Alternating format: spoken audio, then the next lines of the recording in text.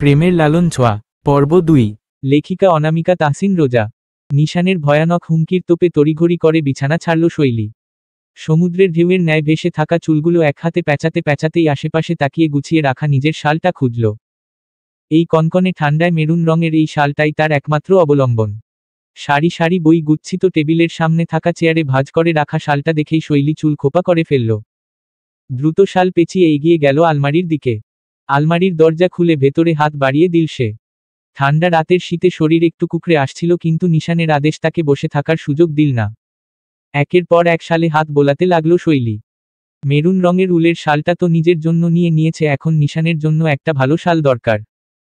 তবে শৈলী জানে নিশান কোনো বাহারি বা নরম শাল পছন্দ করবে না। কেবল একরঙা ভারী কিছু হলেই চলবে। মানুষটাই তো একরঙা খুঁজতে খুঁজতে এক কোনায় রাখা কালো রঙের উলের শালটা চোখে পড়ল।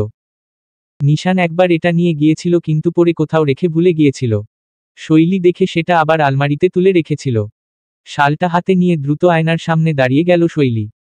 চুলগুলো আরো ভালো করে বেঁধে নিল, চোখে ক্লান্তির ছাপ স্পষ্ট, কিন্তু সে পাত্তা দিল না। নিশানের রাগী স্বর এখনো কানে বাজছে। তাড়াতাড়ি পায়ের মোজা পরে নিল, ঠান্ডা যেন না লাগে। সব গুছিয়ে দরজার দিকে পা বাড়াতেই বুক ধক করে উঠল। নিশান কেন এত রাতে তাকে ছাদে ডাকল? আর সেই অচেনা নম্বরের মেসেজ?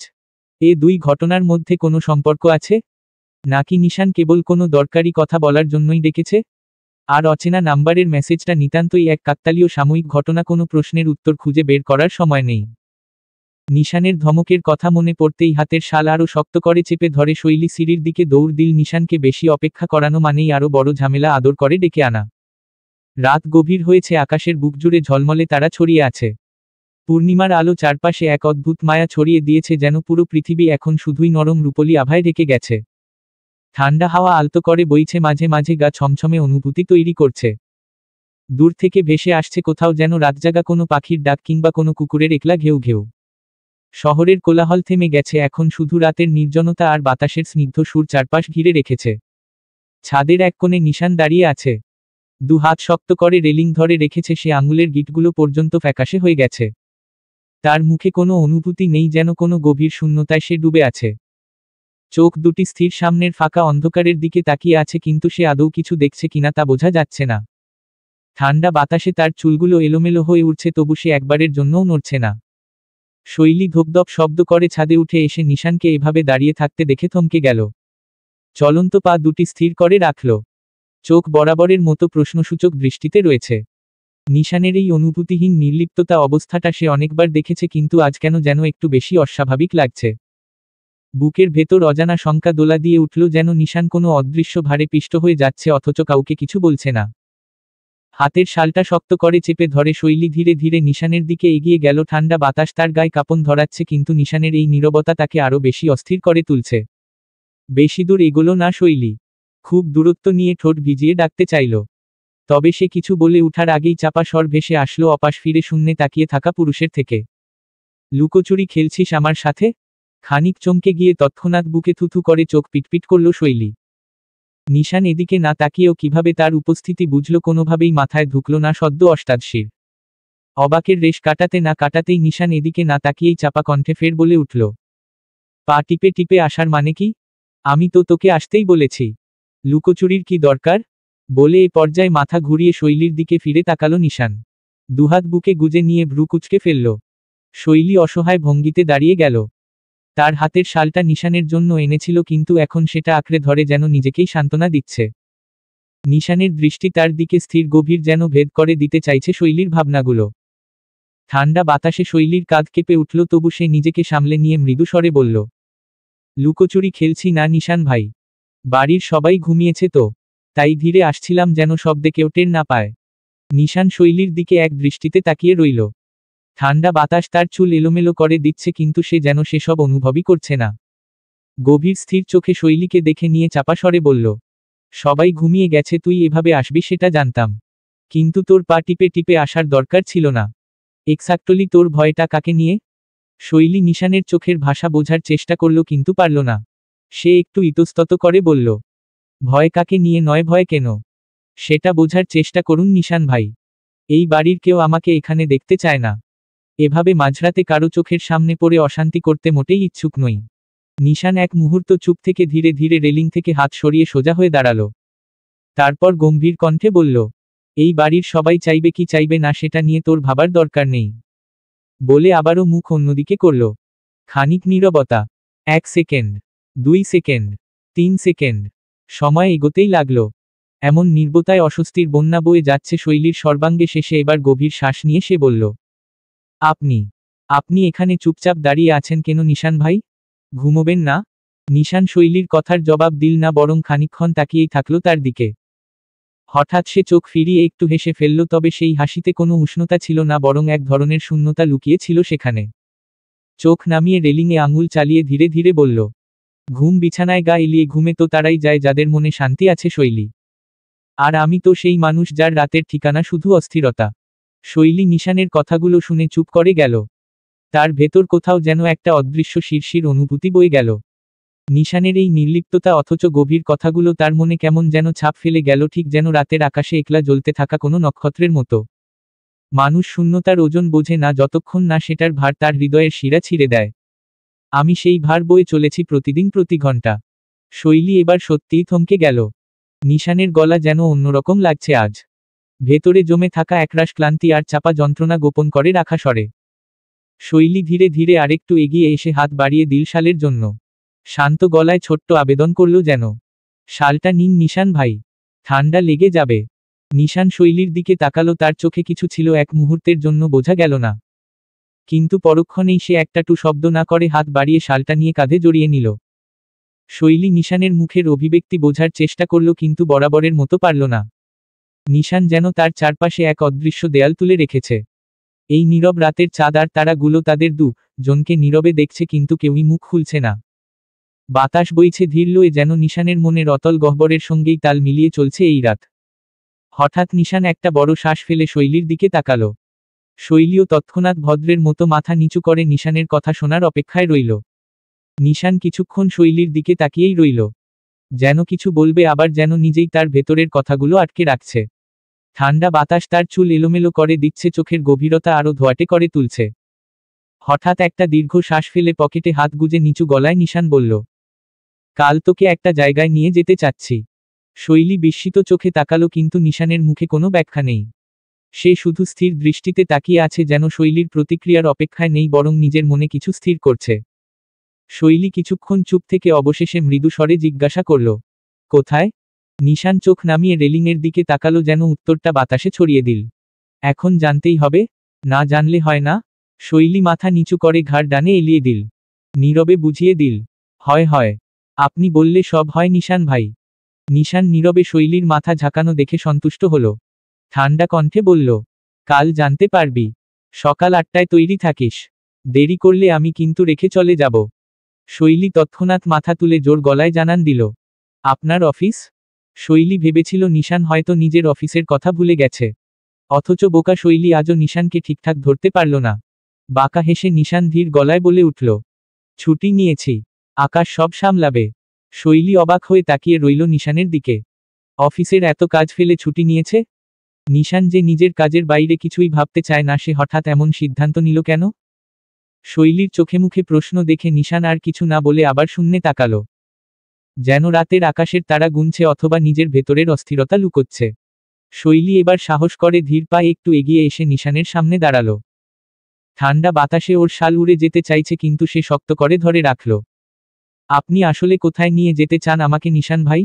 নিশান এবার চোখ তুলে তাকালো। গভীর দৃষ্টি, যেন রাতের চেয়েও গাঢ় কিছু ওর ভেতরে লুকিয়ে আছে। এক মুহূর্ত শৈলীর দিকে তাকিয়ে থাকলো, তারপর নিচু স্বরে বলল, কোথাও। হয়তো এমন এক জায়গা যেখানে আজ পর্যন্ত তোকে কেউ নিয়ে যায়নি। শৈলীর বুকের ভেতরটা ধক করে উঠল। নিশানের কথার মানে বোঝার চেষ্টা করল, কিন্তু তার গভীর রহস্যময় চোখ যেন তাকে কিছু বলার সুযোগ দিল না। শৈলী কিছু বলবে কি বলবে না বুঝে ওঠার আগেই নিশান ধীর পায়ে সিঁড়ির দিকে এগিয়ে গেল। শৈলী শুধু তার চলে যাওয়া দেখল, মনে হাজারটা প্রশ্ন নিয়ে, যার উত্তর হয়তো কালই মিলবে। অথচ তারা জানত না, তাদের দুজনের সেই নির্জন মুহূর্তের সাক্ষী হয়েছিল আরেক জোড়া চোখ। ছাদের এক কোণ অন্ধকারে ঢাকা, সেখানে গভীর এক দৃষ্টি স্থির হয়েছিল নিশান আর শৈলীর দিকে। সেই চোখে ছিল অস্বাভাবিক ক্ষোভ, কেমন যেন এক অস্থির আগুন জ্বলছিল। নিশানের প্রতিটা অঙ্গভঙ্গি, শৈলীর প্রতিটা অভিব্যক্তি সে দেখছিল, পর্যবেক্ষণ করছিল এক অদ্ভুত স্থিরতায়। নিশান যখন সিঁড়ি দিয়ে নেমে গেল শৈলীও ধীর পায়ে নিজের ঘরের দিকে এগোতে থাকল। আর তখনই সেই চোখ দুটো সামান্য নড়ল। এক নিঃশ্বাসে তাকিয়ে রইল কিছুক্ষণ, তারপর ধীরে ধীরে অন্ধকারের সাথে মিশে গেল। কে ছিল সে? কেন সে এমন দৃষ্টি নিয়ে তাকিয়েছিল? তার চোখে যে আগুন, সেটা নিছক কৌতূহল নাকি কিছু ভয়ানক ইঙ্গিত? কেউ বুঝতে পারল না। কেউ টেরও পেল না যে আজ রাতের নীরবতার মধ্যে এক অদৃশ্য সাক্ষী তাদের সাথে ছিল, যে এখন অন্ধকারে হারিয়ে গেলেও হয়তো শিগগিরই আবারও ফিরবে। নিশান নিজের ঘরের দরজাটা ধীর হাতে ঠেলে ভেতরে ঢুকল। সবকিছু আগের মতোই আছে, অথচ কেমন যেন অন্যরকম লাগছে। ঘরজুড়ে নিস্তব্ধতা, বাইরে রাতের বাতাস বইছে, কিন্তু নিশানের বুকের ভেতর যেন অদৃশ্য এক অস্বস্তি পাথরের মতো চেপে বসেছে। সে দ্রুত গায়ে থাকা শালটা খুলতে গিয়েও থেমে গেল। এক মুহূর্ত দাঁড়িয়ে রইল, কপালের ভাঁজ গভীর হল। যেন কোথাও কিছু একটা অস্বাভাবিক, কোথাও যেন তার দৃষ্টি এড়িয়ে গেছে কিছু। হঠাৎ করেই তীব্র অস্থিরতায় ঘরের বারান্দার দিকে এগিয়ে গেল নিশান। দরজা খুলে বাইরে পা রাখতেই শীতল বাতাস তার গা স্পর্শ করল। চারপাশের নিস্তব্ধ অন্ধকারের দিকে তাকিয়ে একরকম নিজেকে বোঝানোর চেষ্টা করল সব ঠিক আছে। তবে সত্যিই কি সব ঠিক আছে? আঙুল শক্ত হয়ে রেলিং চেপে ধরল নিশান। গভীর রাতের আধারে শহর একটা ঘুমন্ত দৈত্যের মতো পড়ে আছে, কিন্তু নিশানের ভেতরটা নিদ্রাহীন এক বিস্ময় তোলপাড় করছে। বাতাসে একটা চাপা শ্বাস ফেলল নিশান, চোখ বন্ধ করল এক মুহূর্তের জন্য। কিন্তু মনের অস্থিরতা কমল না, বরং আরও বেড়ে গেল। কিছুক্ষণ মাথা নিচু করে শ্বাস ফেলে চোখ সরু করে তাকালো, চারপাশে অচেনা কিছু নেই, তবু অস্বস্তিটা যাচ্ছে না। নিশানের দৃষ্টি আচমকা পড়ে শৈলীর দেওয়া শালের দিকে। নিঃশব্দে সেটি শরীর থেকে খুলে হাতে নিল, আঙুলের ভাঁজে শক্ত করে জড়িয়ে ধরল। একটা গভীর শ্বাস নিল সে। কেন জানি মনে হলো এই সামান্য কাপড়ের টুকরোটায় শৈলীর উষ্ণতা লেগে আছে, তার স্পর্শ, তার অস্তিত্বের একটুখানি ছাপ। কিন্তু এই অনুভূতি প্রকাশ করা যায় না, বলা যায় না, এমনকি নিজেকেও বোঝানো যায় না। শালটা আরও শক্ত করে চেপে ধরে আকাশের দিকে তাকালো নিশান। আজকের রাতটা যেন অন্যরকম। অন্ধকার আকাশের গভীরে লুকিয়ে আছে এমন কিছু যা কাউকে বলা যায় না, যা শুধু অনুভব করা যায় একান্ত নিজের মতো করে একা। নিশান জানে তার বুকের ভেতর যে অনুভূতিটা আজ ঘুরপাক খাচ্ছে, সেটার কোনো নাম নেই। এটা ভালোবাসা নাকি কিছু হারিয়ে ফেলার ভয় সে জানে না। শুধু জানে এই অনুভূতি কারো সঙ্গে ভাগ করে নেওয়ার নয়। এটা একান্ত তার নিজের গোপনে লালন করা এক আবেগ, যা কাউকে বোঝানো যায় না, শুধু নির্বতায় বহন করতে হয় চিরকাল। নিশান শালটি হাতে শক্ত করে আঁকড়ে ধরে, তার চোখ এক মুহূর্তের জন্য অন্ধকারে হারিয়ে যায়। হঠাৎ যেন এক নতুন আবেগে বিড়বিড় করে সে গেয়ে ওঠে, দূর হতে আমি তারে সাধিব, গোপনে বীরহডরে বাঁধিব। বাঁধনবিহীন সেই যে বাঁধন অকারণ। মৃদু সূর্যরশ্মির আলো দিয়ে ভরে উঠেছে আজকের সকালটা। শীতের ঠান্ডা বাতাসে এক অদ্ভুত শীতলতা ছড়িয়ে পড়েছে চারপাশে, আর আকাশে কিছু মেঘের সারি এসে উকি দিচ্ছে। গ্রাম্য পাখিরা মৃদু সুরে গান গাইছে, আর রাস্তায় একটু অবসন্ন হয়ে হাঁটছে মানুষজন। এই নীরব সকালে এক অদ্ভুত শান্তি অনুভব হচ্ছে। শৈলী তার রুমের জানালা দিয়ে বাইরের দৃশ্য দেখতে দেখতে হাতে এক কাপ গরম চা নিয়ে বসে আছে। যদিও তার মন একটু ব্যস্ত, তবুও কিছুটা শান্ত। কিছুই বুঝে উঠতে পারছে না, অথচ তার ভিতরে একটা অস্বস্তি, একটা শঙ্কা কাজ করছে। নিশান যে তাকে ডেকে পাঠিয়েছে তা মনে এলেই তার বুকের ভেতর একটা অদ্ভুত অনুভূতি সঞ্চারিত হয়। না জানি আজ কোথায় নিয়ে যাবে সে। এদিকে নিশান সোজা উঠে নিজেকে প্রস্তুত করছে। কালকের ঘটনার পর তার মনে একটু অস্থিরতা ছিল, তবে আজ সেই অস্থিরতা দূর হয়েছে। তবুও তার মধ্যে অপ্রকাশিত কিছু অনুভূতি ছিল, যা সে নিজের ভেতরই রেখে দিয়েছে। আজ তার কাছে একটা নতুন দিন, একটা নতুন শুরু। সে জানে না কি অপেক্ষা করছে, তবে মনে মনে এক অদ্ভুত আগ্রহ জন্ম নিচ্ছে, যেন আজ কিছু পরিবর্তন আসবে। সপরিবারে খাওয়ার পর্ব শেষ করে উঠে পড়েছে। রিমি কলেজের জন্য তড়িঘড়ি করে তৈরি হচ্ছে। অথচ নিজের যমজ বোন মিমিকে বিছানার হাতলে থুতনি লাগিয়ে লজ্জা মাখা রূপে নখ খুঁটতে দেখে চরম অবাক হল রিমি। সাথে সাথে হাতে থাকা চিরুনিটা ছুঁড়ে মারল মিমির দিকে। মাথায় খট করে ব্যথা লাগায় মুখ কুঁচকে কপাল ডলতে ডলতে বিরক্তির সুরে খেপে উঠল মিমি। কি সমস্যা তোর? চিরুনি ছুঁড়ে মারলি কেন? রিমি মিমির দিকে তীক্ষ্ণ দৃষ্টিতে তাকিয়ে চিৎকার করে বলল। তুই আবার পাল্টা কথা বলছিস কোন সাহসে? বাজে কয়টা? ঘড়ির দিকে চোখ রেখেছিস? মা এসে দুটো চাটি মারলে তারপর বুঝবি বলদ? মিমি এবার চোখ নাক পুরো দমে কুঁচকে ব্যথাতুর চেহারা নিয়ে বলল। চুপ থাক তুই। ভালো লাগছে না। বলেই সে বিছানায় গা এলিয়ে দিল। আবারও রিমি চিৎকার দিয়ে উঠল। তুই আবার কি করছিস মিমি? তোর কি কিছু বোঝার ক্ষমতা নেই? এইভাবে থাকলে তো কলেজে যেতে পারবি না, দেরি হয়ে যাচ্ছে তো। মিমি চোখ বন্ধ করে এক মুহূর্ত চুপ থেকে কিছুটা ভারী সুরে বলল। তুই যা, আমি পড়ে যাব। রিমি হতবাক হয়ে দাঁড়িয়ে রইল। মিমির মনোভাব অনেকটাই অন্যরকম হয়ে গেছে, যেন সে খুব গভীর কিছু নিয়ে চিন্তা করছে। রিমি কিছুটা বিরক্ত হলেও মিমির চোখে সেই অদ্ভুত ভাবটা দেখে তার মন কিছুটা নরম হয়ে গেল। কিন্তু সে এবার বুঝতে পারছিল না মিমি কেন এমন আচরণ করছে। ওই কি হয়েছ তোর? রিমি আরও বিরক্ত হয়ে বলে উঠল। মিমি এবার কোনো উত্তর না দিয়ে সোজা বিছানার ওপর গিয়ে গুটিয়ে শুয়ে পড়ল। রিমির চোখে নতুন কিছু শঙ্কা দেখা দিল। মিমির আচরণ যেন অনেক কিছু গোপন করছে, কিন্তু কি সেটা? রিমি এবার খানিকক্ষণ অবাক নেত্রে তাকিয়ে ঘড়ির দিকে চোখ রাখল। এরপর দাঁত খিচিয়ে বলে উঠল, পরে কখন যাবি তুই? ঘড়ি দেখেছিস? এখন গেলেই তো 5 মিনিট লেট হবে। সাংঘাতিক জ্যাম লেগেছে কারওয়ান বাজারের দিকে। মিমি এবার ধপ করে উঠে বসল, মুখে লজ্জা মিশ্রিত হাসির রেখা টেনে আঙুলে চুল প্যাঁচাতে প্যাঁচাতে বলল, উহু, তুই যা, আমার দেরি হবে না। আজ আমি নিশান ভাইয়ের সাথে মেট্রো রেলে যাব। বেশি টাইম লাগবে না। নিশান ভাই নিজের অফিসে নেমে যাবে আর আমি কলেজে। ব্যাস।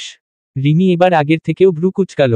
আজকাল মিমির স্বভাব তার মোটেই ঠিক লাগছে না। নিশান ভাইয়ের সাথে যাওয়ার মোটেই শখ নেই তার। এমনিতেও যাওয়ার পথে আজ নতুন একটা ক্যালকুলেটর কিনতে হবে। গত বৃহস্পতিবার একটা ফালতু ছেলের খপ্পরে পড়ে সে নিজের ক্যালকুলেটর হারিয়ে ফেলেছে। মিমি নিশান ভাইয়ের সাথে যাবে ভেবে আর চিন্তা করল না রিমি। স্বস্তির শ্বাস ফেলে ব্যাগ ঘাড়ে নিয়ে পথ ধরল ঘরের বাইরে। তবে তৎক্ষণাৎ মস্তিষ্কের স্নায়ুকোষ কিছু একটা আসতেই রিমি চট করে মিমির দিকে তাকিয়ে বলে উঠল, আবে ওই ছাগলের বাচ্চা, নিশান ভাই তো আজ অফিসে যাবেন না। মিমি ভ্রু কুঁচকাল। মানে? কে বলেছে তোকে? খাওয়ার টেবিলে বড় মামাকে তো নিশান ভাই বলল যে আজ নাকি ছুটি নিয়েছে, যাবে না আজ। মিমি একটু ভেবে আবারও খুশি হয়ে গেল। ও আচ্ছা, আমি আজ তাহলে কলেজ যাব না, একটু বিশ্রাম নিই। রিমি দু হাত বুকে গুজে নেয়। ভ্রু কুঁচকে ঠোঁট বাঁকিয়ে বলে, মায়ের জুতোর বাড়ি খাওয়ার ইচ্ছে আছে? মিমি এবার বিছানা থেকে উঠে সাফাই গাইতে মিথ্যে কথা বলা শুরু করল। আরে হো বোকা, কথা শোন। তুই তো জানিস আমার ম্যাথে কত প্রবলেম আছে। 2-3টে জিনিস তো মাথায় একদম ঢুকে না, আর যেহেতু নিশান ভাই বাসায় থাকবে, তাহলে আমি কলেজ না গিয়ে নিশান ভাইয়ের কাছে অঙ্কগুলো বুঝিয়ে নিই। রিমি এবার কপাল চাপড়াল। এরপর বেরিয়ে যেতে যেতে বলল, গাধার 3 নাম্বার নানি, নিশান ভাই বাসায়ও থাকবে না। কি একটা কাজে শৈলী আপুকে নিয়ে একটু বাইরে যাবে বলল। তুই ওসব রংচং বাদ দিয়ে দ্রুত রেডি হয়ে নিচে আয়, আমি জুতো পরছি। মিমিকে কিছু বলতে না দিয়ে রিমি নিচে নেমে গেল। এদিকে মিমি ভ্রু কুঁচকে অন্যমনস্ক হল। স্নিগ্ধভাবে বিছানায় বসে রিমির কথা শুনে যেতেই তার চোখে এক ধরনের চাপা অস্থিরতা দেখা দিল। মুখের হালকা হাসিটা মুহূর্তের মধ্যে গায়েব হয়ে গেল, তার বদলে অদৃশ্য এক ধরনের শঙ্কা এসে ভর করল মনে। কেন যেন আজ মিমির ভেতর কিছু একটা গোপন অনুভূতি জন্ম নিয়েছে, যা সে নিজেও বুঝে উঠতে পারছে না। নিশান ভাই শৈলী আপুকে নিয়ে বাইরে যাবে? আপনমনে আওড়ালো মিমি। কেন তারা একসাথে বাইরে যাবে? কারণটা কি? কিছুই যেন ঠিক মনে হচ্ছে না। কেন তার অস্থিরতা বেড়ে যাচ্ছে? কেন সে এতটা রেগে যাচ্ছে? মিমি নিজের অজান্তে নিজের আঙুলে চুল প্যাঁচাতে শুরু করল। হঠাৎ করে একটা খোঁচা দেওয়া অনুভূতি মিমির শরীরের ভেতর তীব্র হয়ে উঠল, মনে হলো কেউ যেন তার ভালোবাসা লুকিয়ে নিয়েছে আর তার ওপর কষ্ট দিচ্ছে। কেন? কেন? সেই প্রশ্ন শুধু তার মনের মধ্যে ঘুরপাক খাচ্ছিল। বিড়বিড় করে নিজমনে বলল মিমি, অন্যরকম লাগছে। আচ্ছা, কিছু হবে না, সব ঠিক আছে। নিশ্চয়ই কোনো কারণেই নিশান ভাই শৈলী আপুকে নিয়ে যাবে। অবশ্যই কোনো কারণ আছে। বারন্ত সকালটা একদম ঝকঝকে। আকাশে তুলোর মতো সাদা মেঘ ভেসে বেড়াচ্ছে আর হালকা বাতাস গায়ে একরকম প্রশান্তি এনে দিচ্ছে। নিশান আর শৈলী শহর ছেড়ে একটু দূরের এক জায়গায় রওনা দিয়েছিল। এই তো একটু আগেই তারা কাঙ্ক্ষিত জায়গায় এসে পৌঁছেছে। তবে অবাক হওয়া শৈলী প্রায় কথা বলতে ভুলে গিয়েছে। নিশান নামক মানবটি তাকে এমন স্থানে এনেছে যেখানে প্রকৃতির সৌন্দর্য যেন এক অদ্ভুত মায়ে জড়িয়ে রেখেছে চারপাশকে। জায়গাটা ছিল সবুজে মোড়া, একদম নির্জন। বিস্তীর্ণ মাঠের ওপারে একটা স্বচ্ছ জলের হ্রদ, যেখানে আকাশের প্রতিচ্ছবি স্পষ্ট হয়ে ফুটে আছে। হ্রদের ধারে বড় বড় গাছ, পাতায় পাতায় রোদের আলোর খেলা। পাখিরা গাছের ডালে বসে মিষ্টি সুর তুলেছে, যেন প্রকৃতির কোনো অদৃশ্য শিল্পী তাদের দিয়ে এই সঙ্গীত বাজিয়ে নিচ্ছে। চারপাশটা এতটা শান্ত যে নিশান আর শৈলী হাঁটতে হাঁটতে নিজেদের নিঃশ্বাসের শব্দও শুনতে পাচ্ছিল। শৈলী তো সব কিছু ভুলে গিয়ে চারপাশের সৌন্দর্য চোখ ভরে দেখছিল। বাতাসের তাজা গন্ধ, মাটির কোমল অনুভূতি, সবকিছু যেন এক অন্যরকম প্রশান্তি এনে দিয়েছে। কিছু দূরে একটা ছোট কাঠের পুল দেখা গেল, যার ওপারে নরম ঘাসে ছাওয়া পথ বয়ে গেছে গভীর সবুজের দিকে। পুলের নিচ দিয়ে পানির ধারা বয়ে চলেছে কলকল শব্দে। সূর্যের আলো যখন পানির ওপর পড়ছে তখন তার ছোট ছোট কণাগুলো হীরার মতো ঝলমল করছে। পুলের কাছে আসতেই নিশান পা চালানো থামিয়ে দিল। তার দেখাদেখি শৈলীও স্বাভাবিকভাবে থেমে মাথা নামিয়ে রাখল। চোখ রাখল পুলের নিচে বয়ে চলা কলকল শব্দে উচ্ছ্বাসিত পানির দিকে। নিশান শৈলীর পাশে দাঁড়িয়ে রেলিংয়ে হাত রাখল, তার চোখে যেন একটা গভীর প্রশান্তি। শৈলীও চুপচাপ দাঁড়িয়ে আছে, এমন জায়গায় আসার অভিজ্ঞতা তার খুব বেশি নেই।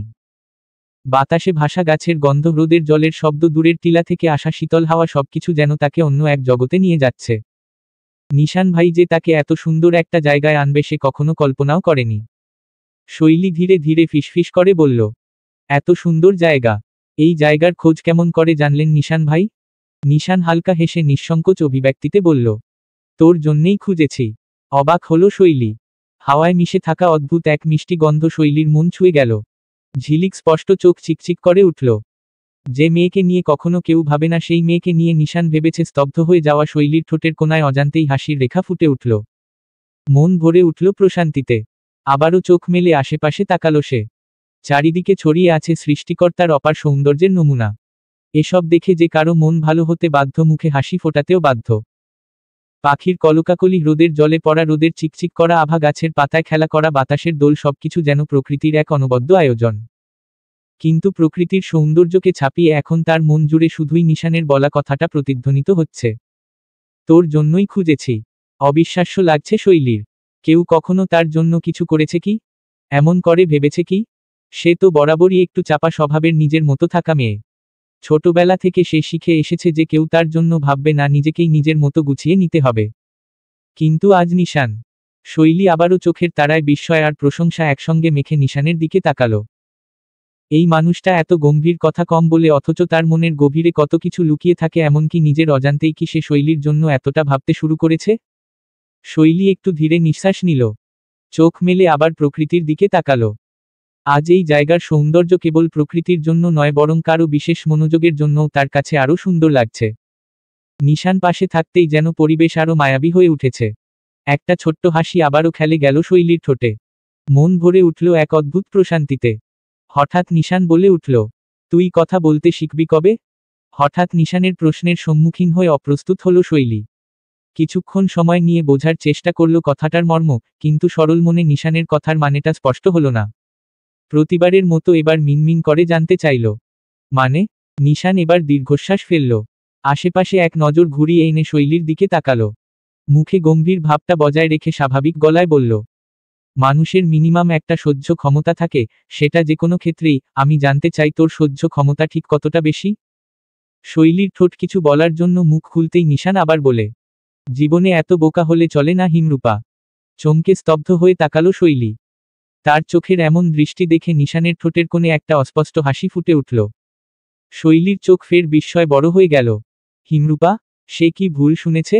না, নিশান তো একদম পরিষ্কারভাবেই তাকে এই নামে ডাকল, সে তো ঠিকই শুনেছে। শৈলীর মনে হলো কোনো এক শীতল হিমবিন্দু এসে তার বুকে ঠেকেছে, অথচ সেই শীতলতার ভেতরেও এক ধরনের অদ্ভুত উষ্ণতা লুকিয়ে আছে। নিশানের চোখে তাকাতেই সে বুঝতে পারল লোকটা মজা করছে না, বরং সে এক ধরনের হতাশা মিশিয়ে কথাটা বলেছে, যেন সত্যিই ভাবছে শৈলী বড্ড বেশি বোকা। শৈলী গলাটাকে স্বাভাবিক করার চেষ্টা করল। আপনি হঠাৎ এমন বলছেন কেন নিশান ভাই? নিশান একটু কাছে এগিয়ে এল, চোখে সেই একই গম্ভীর দৃষ্টি যেটা তার স্বাভাবিক অভ্যাসের মতো। তুই আসলেই বোকা, অনেক বোকা। তোর মতো গাধা আমি দুটো দেখিনি। আচ্ছা আমায় একটা কথা বল, তুই কেন মায়ের উপর যুক্তিযুক্ত কথা বলতে পারিস না? অভদ্রতা দেখাতে চাস না, ইটস ওকে। কিন্তু ভদ্রতার সাথে যুক্তি নিয়ে কথা বলা তো যায়। যেটা সত্য সেটা কেন তুই জোর গলায় বলতে পারিস না বলতো? মানুষ তখনই দমে যায়, তখনই নীরব থাকে যখন সে অপরাধ করে। কিন্তু তুই তো কোনো অপরাধ করিসনি, যখন তোর উপর অন্যায়গুলো হয় তখন তুই কেন চুপ থাকিস? কেন অপেক্ষা করিস যে কেউ এসে তোকে বাঁচাবে? নাকি অন্যায় সহ্য করতে, অত্যাচারিত হতে ভালো লাগে তোর? নিশান একটানা বলেই যাচ্ছে আর শৈলী তার দিকে স্থির দৃষ্টিতে তাকিয়ে আছে, যেন তার মস্তিষ্ক এখনো ঠিকমতো প্রক্রিয়া করতে পারছে না নিশানের কথাগুলো। নিশান বিরক্ত হয়ে বাজখাই গলায় আবার বলল, বল, চুপ করে থাকিস না। শৈলী এবার একটু গুছিয়ে নিজেকে সামলানোর চেষ্টা করল। আপনি এভাবে বলছেন কেন? আমি তো। নিশান তার কথা শেষ করতে দিল না। তুই তো কি? তুই কি জানিস চুপ থাকা এক ধরনের অন্যায়? তুই কি জানিস অন্যায় সহ্য করতে করতে একসময় মানুষ নিজেই নিজের শত্রু হয়ে যায়? শৈলী এবার গলা খাকারি দিয়ে বলল, নিশান ভাই, সব কিছুর সময় হয়, পরিস্থিতি হয়। নিশান হেসে উঠল তিক্ত এক হাসি। অসাধারণ, তুইও ওই সস্তা বুলি আওড়াচ্ছিস? সময়ের অপেক্ষা করতে করতে মানুষ নিজের জীবনটাই শেষ করে ফেলে, বুঝলি? সময় কখনো তোর জন্য বসে থাকবে না, তোকেই সময়কে ধরে আনতে হবে। সবকিছু পরিস্থিতির উপর ছেড়ে দিলে একদিন দেখবি তোর জীবনের সিদ্ধান্ত অন্য কেউ নিয়ে নিচ্ছে। তখন কিছুই করার থাকবে না, কিছু বলারও না, প্রমাণ তো কম দেখছিস না।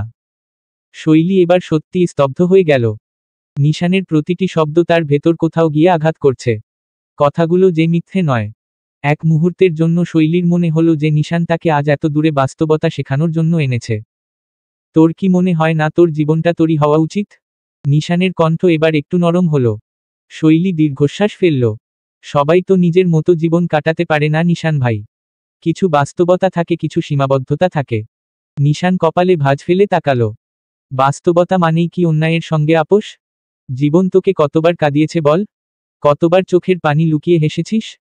কতবার কষ্ট চেপে মুখে হাসির মুখোশ এঁকেছিস? এসব কি তোর জীবন চাওয়ার ফল, নাকি তোর অন্যায়ের বিরুদ্ধে না দাঁড়ানোর ফল? শৈলী এবার চোখ নামিয়ে নিল। নিশান তার দিকে কিছুক্ষণ তাকিয়ে থেকে দীর্ঘশ্বাস ফেলল। তোকে ভাবতে হবে শৈলী, না ভাবলে একদিন দেখবি নিজেকে চিনতেই পারছিস না। কিছুক্ষণ নীরবতা। আশেপাশের হালকা বাতাস, গাছের পাতার মৃদু দোল, সব মিলিয়ে পরিবেশটাও যেন খানিক থমকে গেছে। নিশান নীরবে তার দিকে তাকিয়ে অপেক্ষায় শৈলী এবার কি বলে। কিছুক্ষণ পর শৈলী নিঃশ্বাস নিয়ে নিচু গলায় বলল, আপনি সবকিছু এত সহজে বলেন যেন সবকিছু হাতে ধরে বদলে ফেলা যায়। কিন্তু বাস্তবতা এতটা সহজ নয় নিশান ভাই। নিশান ভ্রু কুঁচকাল। নীরবেই এর মানে জানতে চাইল। শৈলী ঠোঁট কামড়ে কিছুক্ষণ চুপ রইল, তারপর ধীর গলায় বলতে শুরু করল, জীবনে এমন কিছু সম্পর্ক থাকে যেগুলো ছেড়ে দেওয়া যায় না। কিছু বাধ্যবাধকতা থাকে যা না মানলেও চলে, কিন্তু মানতে হয়। আমার জীবনটা কখনোই আমার নিজের ছিলই না নিশান ভাই। আপনি তো জানেনই, আমার ছোটবেলা থেকেই শিখতে হয়েছে চুপ থাকা, শিখতে হয়েছে সবার কথা মতো চলতে।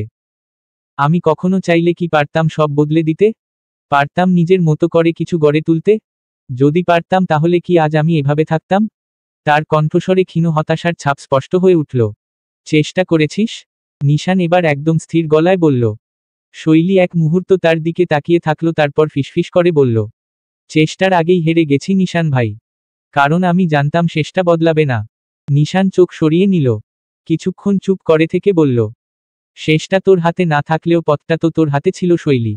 তুই কখনো লড়াই করার চেষ্টা করিসনি কারণ তুই ভয় পেয়েছিস। শৈলী মুখ শক্ত করে বলল, ভয়? ভয় না থাকলে কি মানুষ অপ্রয়োজনীয় যুদ্ধে নামে না? আমি জানি আমার কথা শোনার কেউ নেই। এই যে আপনি এখানে দাঁড়িয়ে দাঁড়িয়ে আমার কথাগুলো শুনছেন, একটু হলেও তো আমাকে আপনি গুরুত্ব দিচ্ছেন। মাম্মিও আমাকে খুব ভালোবাসে। কিন্তু বাকিরা? তারা তো বাড়ির কাজের লোকের থেকেও নিচু চোখে দেখে আমায়। আমি জানি আমার অবস্থান বদলানোর সুযোগ নেই। তাহলে আমি শুধু শুধু লড়াই করে কি করতাম? শুধু নিজের ক্ষতি। নিশান এবার চোখ সরিয়ে সামনের সবুজ প্রকৃতির দিকে তাকালো। গাছের পাতার ফাঁক দিয়ে মিষ্টি রোদ মাটিতে পড়ছে, নরম বাতাস বইছে ধীর ছন্দে। কিছু দূরে পাহাড়ের পায়ে ছোট্ট ঝর্ণার স্রোত দেখা যাচ্ছে। প্রকৃতি এতটা সুন্দর, অথচ তার সামনে দাঁড়িয়ে থাকা মেয়ে এতটা দ্বিধাগ্রস্ত, এতটা শৃঙ্খলাবদ্ধ। দীর্ঘশ্বাস ফেলে নিশান বলল, তোর আসল সমস্যা কি জানিস? তুই নিজের দুর্বলতাগুলোই নিজের পরাধীনতা বানিয়ে নিয়েছিস। অথচ দুর্বলতা সবারই থাকে, কিন্তু সেটা কাটিয়ে ওঠার জন্যই তো মানুষ লড়াই করে। শৈলী এবার একদম নিশ্চুপ হয়ে গেল। তার গলা শুকিয়ে আসছিল। আজ এতদিন পর কেউ তাকে সত্যিটা শোনাচ্ছে, একদম নির্ভেজাল সত্য। নিশান কিছুক্ষণ নীরব রইল। চোখের দৃষ্টিতে একরকম তীক্ষ্ণতা, অথচ কোথাও যেন একটা গভীর প্রশ্রয় লুকিয়ে আছে। যেন কিছু বলার জন্য কথা সাজিয়ে নিচ্ছে। শৈলী কিছু বলবে কি বলবে না সেটা বুঝে ওঠার আগেই নিশান হঠাৎ বলে উঠল, তুই জানিস তোর জন্য কেন আমি এত কথা বলি? শৈলী কপাল কুঁচকাল। সেও তো জানতে চায়। কেন? নিশান একদম স্থির হয়ে বলল, কারণ তোকে দেখলে আমার রাগ হয়। শৈলী অবাক হয়ে তাকালো। নিশানের গম্ভীর মুখ দেখে মনে হলো না সে হালকা কিছু বলছে। রাগ হয়? আমার ওপর? নিশানের কণ্ঠ আরো দৃঢ় হলো। হ্যাঁ, রাগ হয়। ভীষণ রাগ হয়। মাঝে মাঝে তোকে থাপ্পড় মারতেও মন চায়। শৈলী চোখ পিটপিট করে তাকালো। সরল মনে জানতে চাইল, কেন নিশান ভাই? কারণ তুই কিছুই বুঝিস না, আর বুঝলেও সেটা মানতে চাস না। শৈলী ভ্রু কুঁচকাল। আমি কিছু বুঝতে চাইছি না বলেই কি আপনি এমনভাবে কথা বলছেন? নিশান একটু হেসে মাথা ঝাঁকালো। আসলে তুই বুঝিস কিন্তু স্বীকার করিস না। শৈলী কিছুক্ষণ চুপ করে থাকল। নিশানের কথা কেবল কথার কথা নয়, এর পেছনে অন্য কিছু লুকিয়ে আছে। কিন্তু সেটা কি? সে কি কিছু আন্দাজ করতে পারছে? নাকি সে নিজেই ভয় পাচ্ছে কিছু একটা বুঝতে? নিশান আবারও বলে তুই নিজেকে বুঝতে চাস না, তোর নিজের কদর করতে চাস না, তুই এমন একটা মেয়ে যাকে দেখলে মনে হয় তুই হয়তো আকাশ ছুঁতে পারবি, অথচ তুই নিজেই নিজের ডানা ভেঙে বসে থাকি, সেটা কি সহ্য হয়? শৈলী নড়েচড়ে দাঁড়ালো। নিশানের চোখের দৃষ্টি এতটাই গভীর যে তার ভেতরের গুছিয়ে রাখা অনুভূতিগুলো এক মুহূর্তে টলমল করে উঠল। নিশান এবার এক ধাপ এগিয়ে এল। আমাকে একটা প্রশ্নের উত্তর দিতে পারবি? শৈলী মাথা তুলে ডানে ঘাড় এলিয়ে দিল। বলুন। পারলে উত্তর দেব। নিশান জিভ দিয়ে ঠোঁট ভিজিয়ে নিচের ঠোঁট কামড়ে কিছুক্ষণ ভাবল। চোখ বন্ধ করে যেন ভেবে নিল আসলে কথাটা বলার সঠিক সময় এটা কিনা। শেষে মনের কাছে হেরে গিয়ে শৈলীর দিকে স্থির চোখে তাকিয়ে তৎক্ষণাৎ বলতে থাকল। তুই নিজেও জানিস আমি কখনো কারো বিষয়ে নাক গলাই না। কথা বলতে ইচ্ছে করে না আমার। পেটের মধ্যে বোমা ফাটালেও আমি 1 মিনিটের বেশি কথা বলতে পারি না। হয়তো তুই নিজেও মনে মনে আমাকে কঠিন হৃদয়ের মানুষ বলে দাবি করিস। আমিও তাই মানি এবং তাই জানি। আমি খুব ভালো করেই জানি যে আমি কখনো অনুভূতি বুঝি না। অন্য কারো অনুভূতি তো দূরে থাক, আমি নিজের অনুভূতিটাই ভালো করে বুঝতে পারি না। আসলেই খুব শক্ত মনের আমি। কিন্তু কিছুক্ষণ থামল নিশান। উদ্গ্রীব হয়ে চেয়ে থাকা শৈলীর ডাগরাখি জোড়ার দিকে তির্যক দৃষ্টি ফেলে ভ্রু কুঁচকে বলল। তাহলে তোর অনুভূতি আমি কিভাবে বুঝতে পারি? চোখের বিস্তৃতি বাড়ল শৈলীর। নিশান এখনো স্বাভাবিক। যেন সে একদম নিত্যদিনের কোনো সমস্যার কথা বলছে। নিশান চোখ ছোট করে আবারও কৌতূহল আগ্রহ নিয়ে বলল। আমি তোর অনুভূতিগুলো কিভাবে নিজে অনুভব করতে পারি বলতো? যেখানে আমি নিজেই নিজের অনুভূতি বুঝতে পারি না সেখানে আমি তোর কষ্টগুলো, তোর যন্ত্রণা, তোর আবেগগুলো কিভাবে বুঝি? শৈলী মন্ত্রমুগ্ধের মতো দুপাশে মাথা নাড়িয়ে নীরবে বোঝালো, আমি জানি না। নিশান কিছুক্ষণ চুপ করে রইল, তার ভেতরে অস্বস্তি এবং বিভ্রান্তির একটি আবর্ত সৃষ্টি হতে থাকল। তার মুখে একটা গভীর ভাব ফুটে উঠল, যেন তার মনের মধ্যে কোনো কিছু ধীরে ধীরে খুলে যাচ্ছে কিন্তু সে নিজেই পুরোপুরি বুঝতে পারছে না। তোর অনুভূতি আমি কিভাবে বুঝতে পারি? নিশান আবারও এই প্রশ্নটা শৈলীর দিকে ছুড়ে দিল। কিন্তু তার কথায় কোনো আক্রোশ ছিল না, বরং যেন শৈলীকে বোঝানোর চেষ্টা ছিল যে সে নিজেই বিভ্রান্ত। চোখে কোনো এক ধরনের কষ্ট এবং একাকিত্বের ছাপ। নিশান হালকা বিরক্তি ও সন্দেহের সুরে বলতে থাকল। আমি জানি না, যতটুকু আমি অনুভব করি সেটা তো আমার নিজেরও একটা বিস্ময়। আমার কাছে সবকিছু কঠিন, মানুষের মনের গভীরে ঢোকা আমার জন্য একেবারে অসাধ্য। কিন্তু তুই যখন কাছে থাকিস কিছু একটা হয়, কিছু একটা অনুভব করি। তুই তুই কেন এই রকম করছিস শৈলী? আমি কি আসলেই কিছু অনুভব করছি? নিশানের মুখাবয়ব ভেসে ওঠা সংকোচ আর দ্বিধায় এক অদ্ভুত প্রভাব সৃষ্টি হলো। একদিকে সে নিজের অনুভূতিকে বুঝতে পারছিল না, অন্যদিকে শৈলীর কাছে নিজের অনুভূতি প্রকাশ করার জন্য বুকের ভেতর চাপ ছিল। একটা অদৃশ্য সেতু তৈরি হচ্ছিল, কিন্তু নিশান জানত না সেটা ঠিক কোথায় যাবে বা কেমন হতে চলেছে। শৈলীর নীরবতা গভীর হতে দেখে নিশান শেষমেশ আবারও বলল। এটা আমার জন্য খুব কঠিন শৈলী। এরকম অনুভূতির সাথে আমি পরিচিত নই। তোর কাছ থেকে আমি এমন কিছু প্রত্যাশা করতে চাই যা আমি নিজেও বুঝি না। আমার মধ্যে মাঝে মাঝেই একটা নতুন অনুভূতি উকি দেয়, কিন্তু আমি জানি না সেটা কি। এর নাম জানি না। কারণটাও বুঝতে পারি না। শুধু নিজের অস্থিরতাটা বুঝতে পারি। শৈলী কোনো উত্তর দিল না। নীরবে নিভৃতে কি যেন চিন্তা করতে থাকল। নিশান নিজেই বলে চলল। আমি তোকে অনুভব করি শৈলী। তুই বুঝিস না, কিন্তু আমি অনুভব করি। তোর নির্বাক দৃষ্টি, তোর চুপচাপ শ্বাস ফেলা, সব বুঝি। তোর কষ্টগুলো, তোর ভয়গুলো, তোর নিজের সঙ্গে নিজের যুদ্ধগুলো সব অনুভব করি। কিন্তু কেন? করতে তো চেষ্টা করি নি, চাইও নি। শৈলী থমকে রইল। তার চোখের সামনে যেন সবকিছু ধোঁয়াশার মতো হয়ে যাচ্ছে। নিশানের গম্ভীর কণ্ঠস্বর তার কানে ধাক্কা দিচ্ছে। আচ্ছা, ওসব বাদ দে। আমি যেমন তেমনভাবেই এর একটা সমাধান বের করব। কিভাবে এই যন্ত্রণা থেকে মুক্তি পেতে হয় তার চেষ্টা করব আমি। কিন্তু আমি চাই না তুই এমন থাক। আমি চাই তুই নিজের জন্য দাঁড়াস। নিজেকে ভালোবাসতে শিখিস। মানুষকে না পারিস, নিজেকে তো বোঝাতে পারিস যে তুই কম না। আমি তোকে এজন্যই বলি শৈলী। কারণ আমি জানি তোর ভেতরে যে আলো আছে সেটা নিভে গেলে আমারও সহ্য হবে না।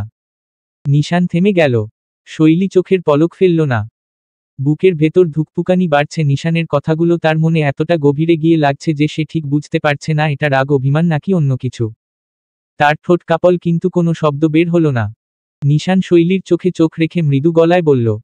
একদিন তুমি নিজেকে আমার চোখ দিয়ে দেখবে হিমরূপা। সেদিন বুঝবে আমি কেন এতবার তোমায় জাগাতে চেয়েছি। শৈলী এবার হঠাৎ করে ঠোঁটের কোণে হাসির সূক্ষ্ম রেখা টানল। এরপর নিশানকে উদ্দেশ্য করে বলল। আপনাকে একটা কথা বলবো নিশান ভাই। নিশান নীরবে অনুমতি দিলে শৈলী নির্বাক প্রকৃতির দিকে চোখ রেখে প্রশান্তির শ্বাস ফেলে বলে। আমি আপনাকে খুব বিশ্বাস করি। এতটাই বিশ্বাস করি যে আপনি যদি কখনো আমায় একটা ভয়ানক মহাসমুদ্রে ঝাঁপ দিতে বলেন আমি নির্দ্বিধায় সেখানে ঝাঁপ দেব। একটা কারণও জিজ্ঞেস করব না। জিজ্ঞেস করব না ওখানে পড়ে গেলে আমি বাঁচব কিনা। কারণ আমি জানি, যা হবে আমার ভালোর জন্যই হবে। আমি আপনাকে খুব বিশ্বাস করি নিশান ভাই, নিজের থেকেও বেশি। নিশান অনুভূতিশূন্য অভিব্যক্তি নিয়ে দাঁড়িয়ে নিষ্ঠুর দানবের মতো প্রশ্ন করে বসল। এত বিশ্বাস করিস কেন আমায়? হাসল শৈলী। অমায়িক সেই হাসি। বিষাদ যেথায় স্পষ্ট। চোখে হালকা আর্দ্রতা ঝিলমিল করতে লাগলো, যেন কোনো গভীর অনুভূতি নীরবে কাঁপছে। জানি না। তবে শৈলী কথা বলতে বলতে কিছুটা থামল। তার চোখে যেন এক অদৃশ্য বেদনা, যা তাকে শান্তভাবে কিন্তু গভীরভাবে অনুভব করতে বাধ্য করেছে। তার ঠোঁটের কোণে এক মৃদু হাসি, কিন্তু সেই হাসি যেন খুবই বিষাদময়। সে নিশানের দিকে তাকিয়ে কিছুটা ভ্যাবাচ্যাকা হয়ে বলল, আপনি হয়তো মনে করেন আমি খুব সরল, খুব বোকা। কিন্তু আমি জানি না কেন যখনই আপনার কাছে থাকি কোনো অজানা শক্তি আমাকে এখানে টানে। আপনি কেন এমন, কেন এত কঠিন আমি জানি না। তবে সত্যি বলছি, আপনার কাছ থেকে আমি এমন কিছু অনুভব করি যেটা অন্য কোথাও কখনো পাইনি। আপনার মধ্যে এমন কিছু আছে নিশান ভাই, যা যা আমাকে খুব ভরসা দেয়। শৈলী একটু যেন লুকিয়ে রাখার চেষ্টা করল তার মনের অস্থিরতা। নিশানের চোখের দিকে স্থির দৃষ্টি রেখে সে বলে যেতে থাকল, আপনি হয়তো শুনলে হাসবেন, কিন্তু এটা সত্যি যে যখন বাড়িতে বড়মা আমায় বকে তখন আমি আপনার কথা স্মরণ করি। অন্যরা নিজেদের বাবা মাকে স্মরণ করে, আর অনাথেই আমি ভাবতে থাকি আপনি কখন আসবেন। আপনি আসলেই তো কেউ, আমায় আর কিচ্ছু বলতে পারবে না। যখনই আপনার মামাতো বোন সীমা বাড়িতে এসে আমায় অত্যাচার করে সেই সময়টাতেও আমি আপনার কথা স্মরণ করি। তখনও ভেবে নিই আপনি কখন আসবেন। আপনাকে এতটাই বিশ্বাস করি যে কখনো কোনো বিপদে পড়লেই আপনার কথা মনে পড়ে। কি করব বলুন? আপনি তো আমার মাথায় তুলেছেন। আপনিই তো আশকারা দিয়েছেন।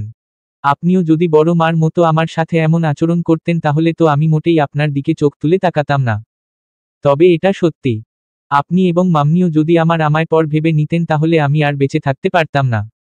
কবেই মরে যেতাম। নিশান শৈলীর কথাগুলো এক এক করে শুনছে। এমন কথা শুনে সে বাকি প্রেমিকদের মতো তৎক্ষণাৎ শৈলীর ঠোঁটে হাত রেখে অস্থির হয়ে বলল, না, এমন কথা বলো না। নিজের মৃত্যুর কথা বলো না প্রিয়তমা। আমি সহ্য করতে পারি না। বরং নিশান আবারও কঠিন পাষাণ পুরুষের পরিচয় দিয়ে চোখে কোনো প্রতিক্রিয়া দেখালো না। কিন্তু শৈলীর কথা তার মনে গেঁথে যাচ্ছে, যেন প্রতিটি শব্দ গভীরে প্রবাহিত হচ্ছে, তার নিজের অজানা অনুভূতির সাথে মিশে যাচ্ছে। শৈলী একটা ঢোক গিলে বলল, আপনি আমাকে এমনভাবে চিনেছেন যে আমি এখন নিজেও জানি না আমি কে। হয়তো আপনি আমার অজানা দিকগুলো দেখেছেন, আর তাই আমি আপনার মধ্যে এমন এক বিশ্বাস খুঁজে পেয়েছি যা কখনো কারো মধ্যে ছিল না। শৈলীর কথা শেষ হতে না হতেই নিশান অল্প সময়ের জন্য নির্বাক হয়ে রইল। শৈলী বলেই চলেছে যেন তার মুখ থেকে কথা বেরিয়ে আসা খুব জরুরি। কিন্তু নিশান সে এক মুহূর্তের জন্যও কোনো প্রতিক্রিয়া দেখাচ্ছে না। শৈলী অনুভব করতে পারল তার কথা যেমন নিশানের কানে পৌঁছাচ্ছে, তেমনি নিশান যেন তার হৃদয়ে এক অদৃশ্য অনুভূতি রোপণ করে দিচ্ছে। নিশানের মুখে কোনো ভাব নেই, কিন্তু তার চোখগুলো যেন গভীর কষ্ট এবং অনিশ্চিত ভাবনা দিয়ে পূর্ণ হয়ে গেছে। নিশান কিছুক্ষণ নীরব থেকে তার চোখে কিছুটা অভ্যস্ত দৃষ্টি এনে ঠোঁটের কোণে তিক্ত হাসি ফুটিয়ে বলল, তোর এই বিশ্বাস, তুই জানিস না তোর বিশ্বাস কতটা ভয়ঙ্কর হতে পারে। তুই বিশ্বাস করিস, কিন্তু আমি কি কখনো জানবো তোর সেই গভীর অনুভূতি? যদি কখনো ভুল প্রমাণিত হয়? শৈলী অস্থির হয়ে নিশানের দিকে তাকালো। তার কষ্ট, তার হতাশা সবকিছু যেন মুখ দিয়ে বেরিয়ে আসছিল। কিন্তু নিশান তার কোনো কথা মনে রাখছিল না। তার কঠিন বাহুরে কষ্টের গুঞ্জন আছেই, তবে সেই কষ্ট কিভাবে সহ্য করতে হবে সেটা বুঝতে পারছিল না। নিশান আবারও তিক্ততার সাথে বলল, মানুষের প্রতি এত বিশ্বাস ভালো নয় হিমরূপা। শৈলী মাথা নামিয়ে খানিক মলিন হেসে বলে, অন্য মানুষ আর আপনি এক নন নিশান ভাই। নিশান কিছুক্ষণ চুপ করে শৈলীর দিকে তাকিয়ে থাকল। তারপর হঠাৎ করে একপাশে এগিয়ে গেল। শৈলী অবাক হয়ে দেখল সে কাছের একটা ছোট পাহাড়ি ঢালের দিকে হাঁটছে। সেখানে নরম সবুজ ঘাসের মাঝে ফুটে আছে অপূর্ব কিছু নীলচে বেগুনি ফুল। শৈলী তাকিয়ে দেখল নিশান একটা নীলকণিকা ফুল তুলছে। চমৎকার গভীর নীল রঙের ছোট্ট ফুল, যেন আকাশের কোনো এক অংশ ছিঁড়ে এনে মাটিতে বসিয়ে দেওয়া হয়েছে। নিশান খুব যত্ন করে ফুলটা হাতে নিল, তারপর ধীর পায়ে ফিরে এসে শৈলীর সামনে দাঁড়ালো। শৈলী অবাক হয়ে বলল, ফুলটা কেন ছিঁড়লেন নিশান ভাই? নিশান এক পলক তার দিকে তাকালো, তারপর শান্ত গলায় দুষ্টুমি করে বলল, হিমরূপার চুলে গুজে দেওয়ার জন্য। শৈলী হতবাক হয়ে রইল। নিশান তার হাতের দিকে হাত বাড়িয়ে দিল, যেন নীরবেই বলছে, ফুলটা নাও। কিছুক্ষণ দ্বিধা করার পর শৈলী হাত বাড়িয়ে নিল। নরম পাপড়িগুলোর স্পর্শে সে একটু চমকে গেল, যেন এতদিন পর প্রথমবার কোনো ভালোবাসা মাখা কিছু পেয়েছে। নিশান তাকিয়ে বলল, এই নীলকণিকা ফুল জানিস কেমন? দেখতে কোমল, কিন্তু এর শিকড় মাটির গভীরে থাকে। ঝড় এলেও সহজে উপড়ে যায় না। তোরও এমন হওয়া উচিত শৈলী। নরম হতে পারিস, কিন্তু ভেতর থেকে শক্ত থাকতে শিখতে হবে। শৈলী কিছু বলল না, শুধু নীল ফুলটার দিকে তাকিয়ে রইল। চোখের কোণে এক ফোঁটা পানি চিকচিক করে উঠল, কিন্তু সে সেটা মুছল না। কারণ আজ সে প্রথমবার অনুভব করল কেউ তার দুর্বলতাকে স্বীকার করেও তাকে অস্বীকার করেনি, বরং তাকে আরও শক্ত হতে শিখতে বলেছে। বেলা বেশ গড়িয়েছে। নাসিরুল তালুকদার নিজের ঘরে বসে পেপার পড়ছেন। আলো আধারি ঘরটাতে তার মুখাবয়বটা একেবারে শান্ত। তিনি একটু আগেই তার ছোট ভাই শরীফুল তালুকদারকে দেখে এলেন। প্যারালাইজড ভাইকে দেখে তিনি প্রতিবারই অশ্রুসিক্ত হয়েছেন। তৎক্ষণাৎ মনে পড়ে গিয়েছে শৈলীর হাসি মাখা মুখটা। সে কি আদৌ নিজের দায়িত্বগুলো পালন করতে পারছে? ছোট ভাইকে দেওয়া দায়িত্ব হিসেবে কি শৈলীকে ঠিকঠাক দেখভাল করতে পারছে? পারছে না, সে মোটেই পারছে না, এটা তার জানা। কিন্তু সে যে নিরুপায়। নাসিরুল তালুকদারের এখনো মনে পড়ে সে তার প্যারালাইজড ছোট ভাইয়ের মেয়েকে নিজের মেয়ের মতো করে লালন পালন করার কথা দিয়েছিল। সে মোটেই এই কথা রাখতে পারেননি। যতবারই তিনি শরীফুল তালুকদারের কাছে গিয়েছেন ততবার এই প্রতিশ্রুতি তার মস্তিষ্কে জ্বলন্ত হয়ে উঠেছে। অতীত নিয়ে নাড়াচাড়া করা নাসিরুল তালুকদার হঠাৎ করেই দরজায় করা নাড়ার শব্দে কেঁপে উঠলেন, চমকে গেলেন। নিজেকে স্বাভাবিক করে চোখে চশমা লাগিয়ে স্বভাবসুলভ গম্ভীর কণ্ঠে বললেন, এসো। লাল পাড়ের সাদা শাড়ি পরা খাদিজা মুখ গম্ভীর রেখে হাতে চায়ের কাপ নিয়ে ভেতরে প্রবেশ করলেন। মুখে তার বেজায় বিষাদের ছায়া। কোনো রকম কথাবার্তা ছাড়াই তিনি ধপ করে চায়ের কাপটা শব্দ করে রাখলেন নাসিরুলের পাশে থাকা টেবিলের উপর। নাসিরুল সাথে সাথে ভ্রু কুঁচকে তাকালেন নিজের স্ত্রীর দিকে। খানিক তীক্ষ্ণ কণ্ঠে বললেন, সমস্যা কি তোমার? বাজখাই গলায় ক্ষেপে উঠলেন খাদিজা। চোখ গরম করে দাঁত খিচিয়ে দ্রুত বলতে থাকলেন, সমস্যা সমস্যা আমার নয়, সমস্যা হলো আমাদের। তুমি কি শুরু করেছো? হ্যাঁ, কতবার করে বললাম তোমার ওই ছোট ভাইয়ের অপয়া মেয়েটাকে এখান থেকে বের করো। যত দ্রুত সম্ভব এই বাড়ি থেকে তাকে তাড়িয়ে দিতে বললাম আমি তোমায়। তুমি আমার কথা শুনলে? কত কষ্ট করে একটা পাত্রপক্ষ জোগাড় করলাম। শেষমেশ তোমার ওই ভাইয়ের মেয়ে আমার ছেলেটাকে দিয়ে পাত্রপক্ষ তাড়িয়ে দিল। কত বড় কলিজা ওই মেয়ের। এগুলো কি হচ্ছে? আমি এগুলো কেন সহ্য করব? ওই মেয়েকে আমি আর খাওয়াতে পারবো না, আমি আর পড়াতে পারবো না। নাসিরুল তালুকদার নিজের স্ত্রীর মুখে আবারও সেই কথাগুলো শুনে এবার পেপার ভাঁজ করে টেবিলে রাখলেন। এরপরে দুই হাত মুঠ করে শান্ত গলায় বললেন, পড়াশোনাটা শেষ হতে দাও ওর। আর কিছুদিনের ব্যাপার তো। ও একটা মেয়ে, শৈলী ছেলে নয় যে সারা জীবন এই বাড়িতে পড়ে থাকবে। অবশ্যই বিয়ে করবে। বিয়ে করলে মোটেই তোমার এই বাড়িতে আসবে না, আর চাইলে আসতেও পারে। এটা ওর বাপের বাড়ি। তুমি আবারও ভুলে যাচ্ছ যে এই বাড়িটা আমার নামে লেখা নয়। এই বাড়ির মাত্র 1/3 আমার নামে লেখা। আর তুমি যে বারবার শৈলীকে নিয়ে এসব কথা বলছো, এটা কি ঠিক? ও নিজের বাপের টাকায় চলে, নিজের বাপের টাকায় পড়ে। খাদিজা তালুকদার বিরক্ত হয়ে মুখ ঘুরালেন। নাসিরুল আবারও বললেন, আর তুমি কি বলছো? তোমার ছেলে কি এমন যে কেউ তাকে বশ করতে পারবে? তোমার ছেলে অত ভালো হলে এতদিনে বিয়েটা দিতে পারতে। সেটাও তো পারলে না। ওর বয়সী সবার বিয়ে হয়ে এক বাচ্চার বাপ হয়ে গিয়েছে। আর তুমি তোমার ছেলেকে এখন পর্যন্ত বিয়ে দিতে পারলে না। আবার তোমার ছেলে করছো? তোমার ছেলেকে বশ করার মতো কোনো মেয়ে এখনো জন্ম নেয়নি। নইলে এতদিনে হয়েই যেত। কোনো মেয়ে যদি তোমার সুযোগ্য ছেলেকে বশ করতে পারে তাহলে আমার থেকে বেশি খুশি আর কেউ হবে না। খানিক থেমে তিনি আবারও বললেন, নিশান এ বাড়ি থেকে পাত্রপক্ষ তাড়িয়ে দিয়েছে, এই বিষয়ে আমি ওকে অনুমতি দিয়েছি। এ বাড়িতে পাত্রপক্ষ এখন আসবে না। সময় হলে আমি নিজে গিয়ে পাত্রপক্ষ আনব। তোমাকে এই ব্যাপারে নাক গলাতে না করেছি খাদিজা। খাদিজা এবার চরম বিরক্ত হয়ে বললেন, আমি তো তোমাকে বারবার বললাম যে সীমার সাথে নিশানের বিয়েটা দিয়ে দিতে। সীমা কত ভালো একটা মেয়ে, অনেক বুঝদার একটা মেয়ে। সংসার সামলাতে পারবে, নিশানকেও সামলাতে পারবে। আর একবার বিয়েটা হয়ে গেলে নিশানও বাধ্য হবে সংসার করতে। একটু সময় লাগবে, কিন্তু শেষে তো দুজন এক হয়ে ভালো করে সংসারটা করতে পারবে। দুজনকে পাশাপাশি কি সুন্দর মানায়।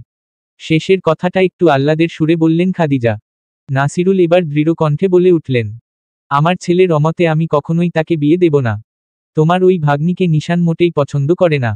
ওই মেয়ের চালচলন আমারও পছন্দ নয়। এই বাড়ির বউ হওয়ার যোগ্য নয় সে। খাদিজা এবার ক্ষেপে উঠলেন। টেনে টেনে তাচ্ছিল্যের সুরে বলতে থাকলেন, হ্যাঁ এখন তো এটাই বলবে। এই বাড়িতে তো আমার ভাগ্নি একদম যোগ্য নয়। এ বাড়িতে থাকার জন্য তো তার যোগ্যতা নেই। এই বাড়িতে থাকার জন্য তোমার ওই ছোট ভাইয়ের মেয়ের যোগ্যতা আছে। শৈলীর মতো ছোটলোকেরা এই বাড়িতে ড্যাং ড্যাং করে ঘুরে বেড়াতে পারে। এটাই তো বলবে তুমি, তাই না? ওই মেয়েটা, তুমি জেনে রাখো, ওই মেয়েটাই একদিন আমাদের বাড়িতে অশান্তির কারণ হয়ে দাঁড়াবে। ওই মেয়েটাই আমাদের কাছ থেকে আমাদের ছেলেকে ছিনিয়ে নেবে, তুমি দেখে থেকো।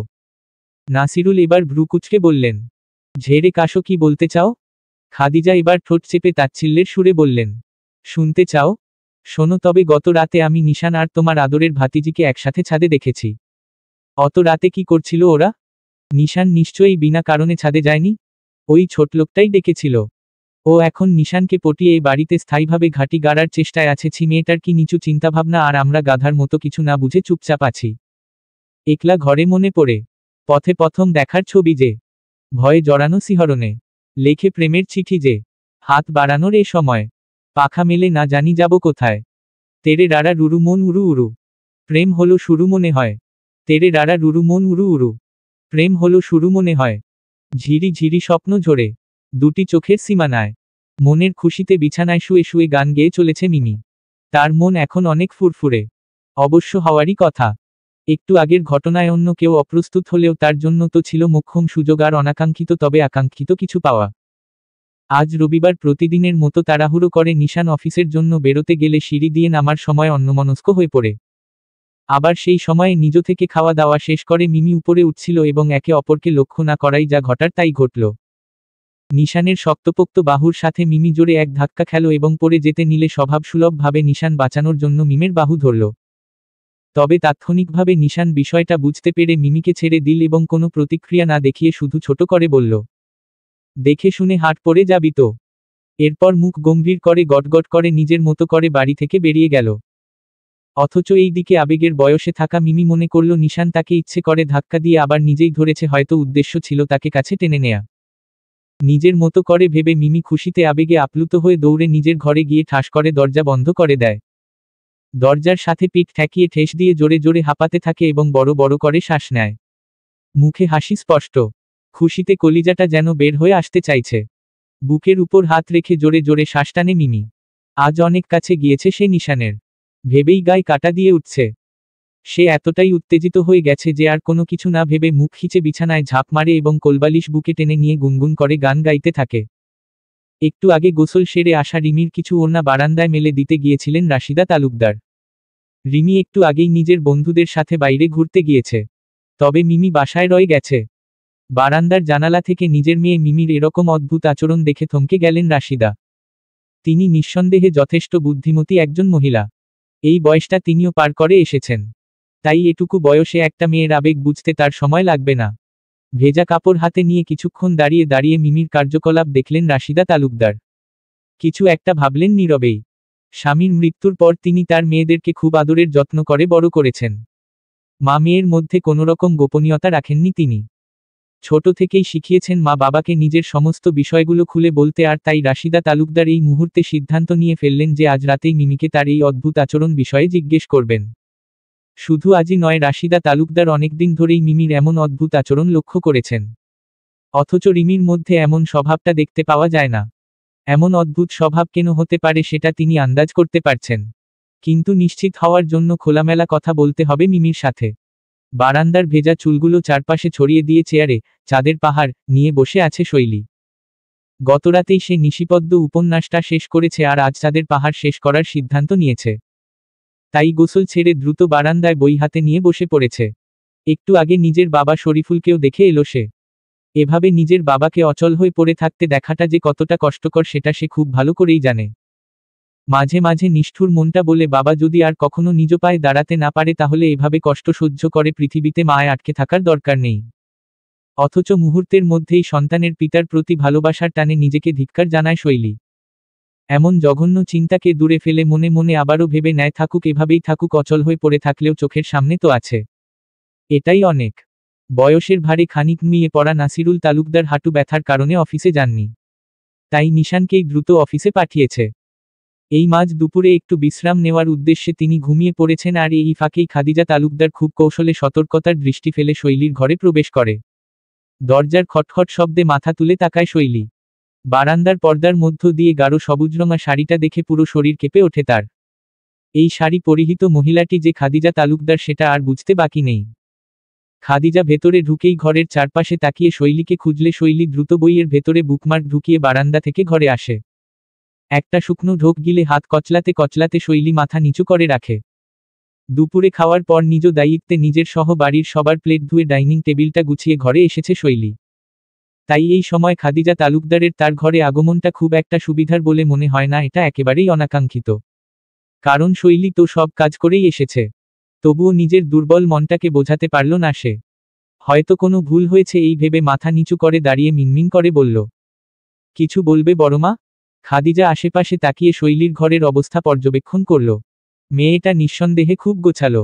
তিনি কখনোই শৈলীর ঘর অগোছালো পাননি। ভেবেছিলেন আজ ঘরে এসে একটু ঘরের কাজের জন্য খোঁটা দেবেন। কিন্তু ঘরের অবস্থা বেশ সুন্দর হওয়ায় তিনি কিছু বললেন না।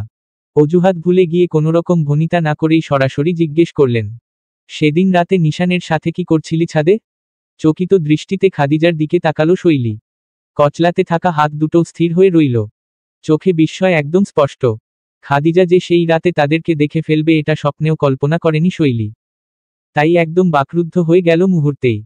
শৈলীর নির্বতায় খাদিজা এক কদম এগিয়ে আবারও ঠান্ডা কণ্ঠে শুধালেন, এই মেয়ে কথা বল, সেই রাতে ছাদে কি করছিলি? শৈলীর বুকটা নিমিষেই আবারও ধক করে উঠল। মনে হলো পুরো শরীরের রক্ত যেন জমে গেছে। নিশানের সাথে সেই রাতের ঘটনাটা বড়মা দেখে ফেলেছেন? তাহলে এখন কি হবে? বুকের ভেতরটা এক অজানা আতঙ্কে কুকড়ে উঠল তার। শৈলী অসহায়ভাবে খাদিজা তালুকদারের চোখের দিকে তাকিয়ে দেখল সেখানে সন্দেহের ধারালো ছুরি খেলা করছে। গলা শুকিয়ে এলো শৈলীর। নিজেকে সামলে ঠোঁটের কিনারায় জিভ বুলিয়ে কোনোভাবে বলল, আমি, মানে আমরা শুধু। খাদিজা তাচ্ছিল্যের হাসি দিলেন, শুধু কি? গল্প করছিলি? নাকি নিশানকে ফাঁদে ফেলার নতুন কৌশল করছিস? শৈলীর মুখ ফ্যাকাশে হয়ে গেল। খাদিজার এই কথা তার হৃদয় চাবুকের মতো আঘাত হানল। নিশান তার কাছে কতটা সম্মানের শ্রদ্ধার ভরসার জায়গা সেটা কেউ বোঝে না। কিন্তু বড়মার চোখে সে যেন শুধুই এক চতুর মেয়ে যে কোনোভাবে নিশানকে কাছে পেতে চাইছে। শৈলী দ্রুত মাথা নেড়ে ফিসফিস করে বলল, না বড়মা, ভুল ভাবছ। আমি কিছু করিনি, নিশান ভাই তো ওই আমার পড়াশোনা নিয়ে। খাদিজা ঠোঁট বাঁকিয়ে বললেন, ওমা তাই? পড়াশোনা ছাদে রাতবিরেতে একা একা পড়াশোনা নিয়ে আলাপ হয় তাই না? কেন দিনে কি তুই মরে যাস? আমি তোর চালাকি বুঝি না ভেবেছিস? শৈলী কেঁপে উঠল। সে জানত বড়মাকে বোঝানো অসম্ভব। তবু সে আবার বলল, বড়মা প্লিজ বিশ্বাস করো, আমি কিছু করিনি। নিশান ভাই আমাকে নিয়ে কখনোই। খাদিজা এবার একটু রাগত স্বরে বললেন, থামো, তুই নামটা মুখেও আনবি না। তোর মতো একটা পরের মেয়ে আমার ছেলের নাম মুখে আনবে না। আমি কিছুতেই নিশানকে তোর গুটি বানাতে দেব না, বুঝলি? শৈলী এবার চোখ বন্ধ করল। বুকের গভীরে একটা শূন্যতা ছড়িয়ে গেল। তার নিজের বাড়ি নেই, নিজের বাবা অসহায় হয়ে বিছানায় পড়ে আছে, আর এই বাড়িতে সে শুধু একজন বোঝা। নিশানি একমাত্র যাকে সে একটু ভরসা করতে পারে। কিন্তু খাদিজার চোখে সে যেন কেবল একটা ভয়ঙ্কর ভুল। শৈলী এবার বুঝল কেন আজ খাদিজা তার রুমে এসেছে। শৈলী চোখ খুলে শান্ত গলায় বলল, তুমি ভুল ভাবছ বড়মা। সেই রাতে তো শুধু কথাই বলছিলাম। নিশান ভাই মোটেও। ক্ষেপে উঠলেন খাদিজা। এই চুপ কর। আমি জানি নিশানকে। আমার ছেলের যে এত খারাপ রুচি নেই তা আমি জানি। তবে তোর মতো ছোটলোকের উপর তো বিশ্বাস নেই। বলা তো যায় না, হয়তো চুপি চুপি প্ল্যান করেছিস এই বাড়িতে পার্মানেন্টলি ঘাঁটি গাড়ার, আর এই বাড়িতে স্থায়ীভাবে ঘাঁটি গাড়তে তো একটা মাত্রই রাস্তা খোলা আছে। সেটা হচ্ছে এই বাড়িতে মেয়ে হয়ে না থেকে বউ হয়ে থাকা। আর সেই হিসেবে নিশানই তো তোর জন্য একমাত্র গুটি, তাই না? আমার নিশানকে যে তুই নিজের স্বার্থে ব্যবহার করবি না, এটার কি গ্যারান্টি আছে? শৈলী স্তব্ধ হয়ে গেল। খাদিজা তালুকদারের প্রতিটি শব্দ তীক্ষ্ণ বর্ষার মতো তার হৃদয়ে বিঁধতে লাগল। নিশানকে সে পরিবারের সবচেয়ে আপনজন ভাবে, যার প্রতি তার গভীর শ্রদ্ধা, সেই নিশানকে নিয়ে খাদিজা এমন কথা বলছেন, আর তার নিজের সম্পর্কে? সে নিশানকে মনের এক কোণে জায়গা দিলেও তো কখনো তাকে নিয়ে এমন নোংরা কিছু ভাবেনি। নিশানকে ব্যবহার করার মতো জঘন্য চিন্তা মাথাতেও আসেনি তার। শৈলীর গলায় দলা পাকিয়ে আসতে চাইল, কিন্তু সে শক্ত থাকল। চোখের পানি আটকানোর আপ্রাণ চেষ্টা করল। মাথা নিচু করে ঠোঁট কামড়ে ধরে নিজেকে সামলে নিয়ে শান্ত স্বরে বলল, তুমি আমার সম্পর্কে যা ইচ্ছে ভাবতে পারো বড়মা। কিন্তু আমি জানি আমি কারোর জন্য বোঝা হতে চাই না, কারোর জীবনে জোর করে জায়গা নিতে চাই না। খাদিজা ভ্রু কুঁচকে তাকালেন, যেন শৈলীর উত্তর তার প্রত্যাশার বাইরে গেছে। শৈলী এবার চোখ তুলে বড়মার দিকে তাকালো। চোখ দুটো লালচে হয়ে গেছে, কিন্তু স্বরে স্পষ্ট দৃঢ়তা। আমি পার্মানেন্টলি এ বাড়িতে থাকতে চাই না বড়মা। বরং দিন গুনছি কবে এখান থেকে বের হয়ে নিজের একটা জায়গা তৈরি করতে পারবো। খুব চেষ্টা করছি। কেঁদে কেটে আল্লাহর কাছে দোয়া করছি যেন কোনো একটা ভার্সিটিতে আমার চান্স হয়ে যায়, যেন নিজে একটু উপার্জন করার মতো ক্ষমতা অর্জন করতে পারি। এখন শুধু বাবার জন্য এখানে থাকছি, কারণ বাবাকে ফেলে কোথাও যেতে পারবো না। ওনার চিকিৎসার খরচ দেওয়ার মতো তো টাকা আমার নেই। আর নিশান ভাই, উনি তো আমার অভিভাবক বড়মা। আমি যখন নিঃস্ব হয়ে গিয়েছি, যখন এই পৃথিবীতে সমাজের কাছে অনাথ উপাধিটা পেয়েছি, তখন তো অভিভাবক হিসেবে তোমরাই আমার সব। তোমরাই তো আমার অভিভাবক। নিশান ভাই, মামুনি, রিমি, মিমি, তুমি বড় আব্বু। তোমরা ছাড়া তো আমার কেউ নেই বড়মা। নিশান ভাইকেও আমি তোমাদের মতোই সম্মান করি, শ্রদ্ধা করি। সে আমার অভিভাবক। তুমি ওনাকে আমার সঙ্গে টেনে এনে এভাবে অপমান করবে সেটা ভাবিনি বড়মা। খাদিজার মুখের অভিব্যক্তি মুহূর্তের জন্য শক্ত হয়ে গেল। তবে তিনি এত সহজে হার মানার মানুষ নন। মুখ বাঁকিয়ে তাচ্ছিল্যের হাসি দিয়ে বললেন, তুই যদি সত্যিই এখানে থাকতে না চাইতি তাহলে এতদিনে চলেই যেতি। তোকে বিয়ে দিতে চেয়েছিলাম। বিয়ের পর কি পড়াশোনা করা যেত না? বিয়ের পরে বাড়িতে এসে মাঝে মাঝে তোর বাবাকে দেখে যেতে পারতি না? পারতি তো, কিন্তু যাওয়া হয়নি, তাই না? নিশানের ছায়ায় আরাম পেয়ে গেছিস বলেই যাওয়ার কথা ভাবিস না। শৈলীর সমস্ত ধৈর্য চূর্ণ হয়ে গেল। এবার সত্যিই সে চোখের পানি আটকাতে পারল না। কিন্তু স্বরটা তখনও শান্ত, শুধু একটু কাঁপা কাঁপা। এই বাড়িতে আমি নিশান ভাইয়ের জন্য থাকছি না, আমি আমার বাবার জন্য থাকছি বড়মা। উনি যদি সুস্থ হয়ে ওঠেন আমি এক মুহূর্ত এখানে থাকব না। আপনাকে কথা দিলাম। তুমি আমায় ভুল বোঝো না। বিশ্বাস করো, আমি কখনোই নিশান ভাইকে ব্যবহার করিনি। উনি ব্যবহার করে ছুড়ে দেওয়ার মতো মূল্যহীন মানুষ নন, বরং উনি হয়তো কারো বেঁচে থাকার একমাত্র আশ্রয়। শৈলীর গলাটা কেঁপে উঠল, কিন্তু সে শক্ত থাকল। চোখের জল আটকানো অসম্ভব হয়ে পড়লেও কণ্ঠে একটা দৃঢ়তা ছিল। সে আজ পর্যন্ত কোনো অভিযোগ করেনি, কখনো নিজেকে বোঝা বলে মনে হতে দেয়নি। কিন্তু আজ বড়মার কথাগুলো তার হৃদয়ে এত গভীর ক্ষত তৈরি করল যে আর চুপ থাকা সম্ভব হয়নি। খাদিজা ভ্রু কুঁচকে তাকালেন। শৈলীর এই শান্ত অথচ দৃঢ় প্রতিবাদ যেন তাকে খানিকটা হতবাক করে দিল। তবে তিনি নিজেকে সামলে নিয়ে তীব্র কণ্ঠে বললেন, এত ন্যাকা কান্না আমাকে দেখাতে হবে না। আমি তোকে ভালো করেই চিনি। তোর কথায় আমি একটুও বিশ্বাস করি না। নিশানও তোকে মাথায় তুলেছে, সে তো আমার কথাও শোনে না এখন। শৈলীর গলা এবার সত্যিই আটকে এল। নিশান কি সত্যিই বড়মার কথা শোনে না? সে কি বড়মার চোখে অন্যরকম হয়ে উঠেছে? সেটা কি তার জন্য? নিশান যদি কখনো জানতে পারত বড়মা তাকে এইভাবে দোষারোপ করছেন, তাহলে সে কি করত? শৈলী গভীর শ্বাস নিল, চোখের পানি মুছে ধীরে বলল, আমি যা বলার ছিল বলে দিয়েছি বড়মা। তুমি যদি আমাকে ভুল বোঝো তাহলে কিছু বলার নেই। শুধু এটুকুই বলবো, নিশান ভাই আমার শ্রদ্ধার জায়গা, সেটা কখনো বদলাবে না। স্বরে কোনো অনুনয় ছিল না, কোনো অভিযোগও ছিল না। শুধু একরকম মৃদু ক্লান্তি ছিল। খাদিজা তালুকদার এক মুহূর্ত শৈলীর দিকে তাকিয়ে রইলেন, তারপর দীর্ঘশ্বাস ফেলে বললেন, যদি আর কখনো নিশানের কাছে অপ্রয়োজনীয় কারণে ঘেঁষতে দেখি তোর পরিণতি ভালো হবে না। তারপর দরজার দিকে এক পা বাড়িয়ে দাঁড়িয়ে বললেন, নিশানের কাছ থেকে দূরে থাকবি, এটা তোর জন্য আমার শেষ সতর্কবার্তা। যদি আর একবার দেখি তোদের মধ্যে কোনো অযাচিত কিছু হচ্ছে, তাহলে তোর এই বাড়িতে থাকার অধিকারও থাকবে না। মনে রাখিস। কিছুক্ষণ থেমে পেছনে না ঘুরেই আবারও বললেন, আজ থেকে নিশানকে ভাইয়া বলে ডাকবি, ওর নাম যেন মুখে না আসে। ভাইয়া বলবি, শুধু ভাইয়া। বলেই শক্ত পায়ে দরজা ঠেলে বাইরে চলে গেলেন খাদিজা। শৈলী অনেকক্ষণ চুপচাপ দাঁড়িয়ে থাকল, কেবল দরজার দিকে তাকিয়ে। বুকের ভেতরটা দমচাপা লাগছে। প্রচণ্ড ভারী একটা অনুভূতি জমাট বাঁধছে। একবার শৈলীর মনে হলো নিশানকে সব বলে দেবে। কিন্তু তারপরই ভাবল, কেন বলবে? নিশান তো তার পাশে থাকার শপথ নেয়নি।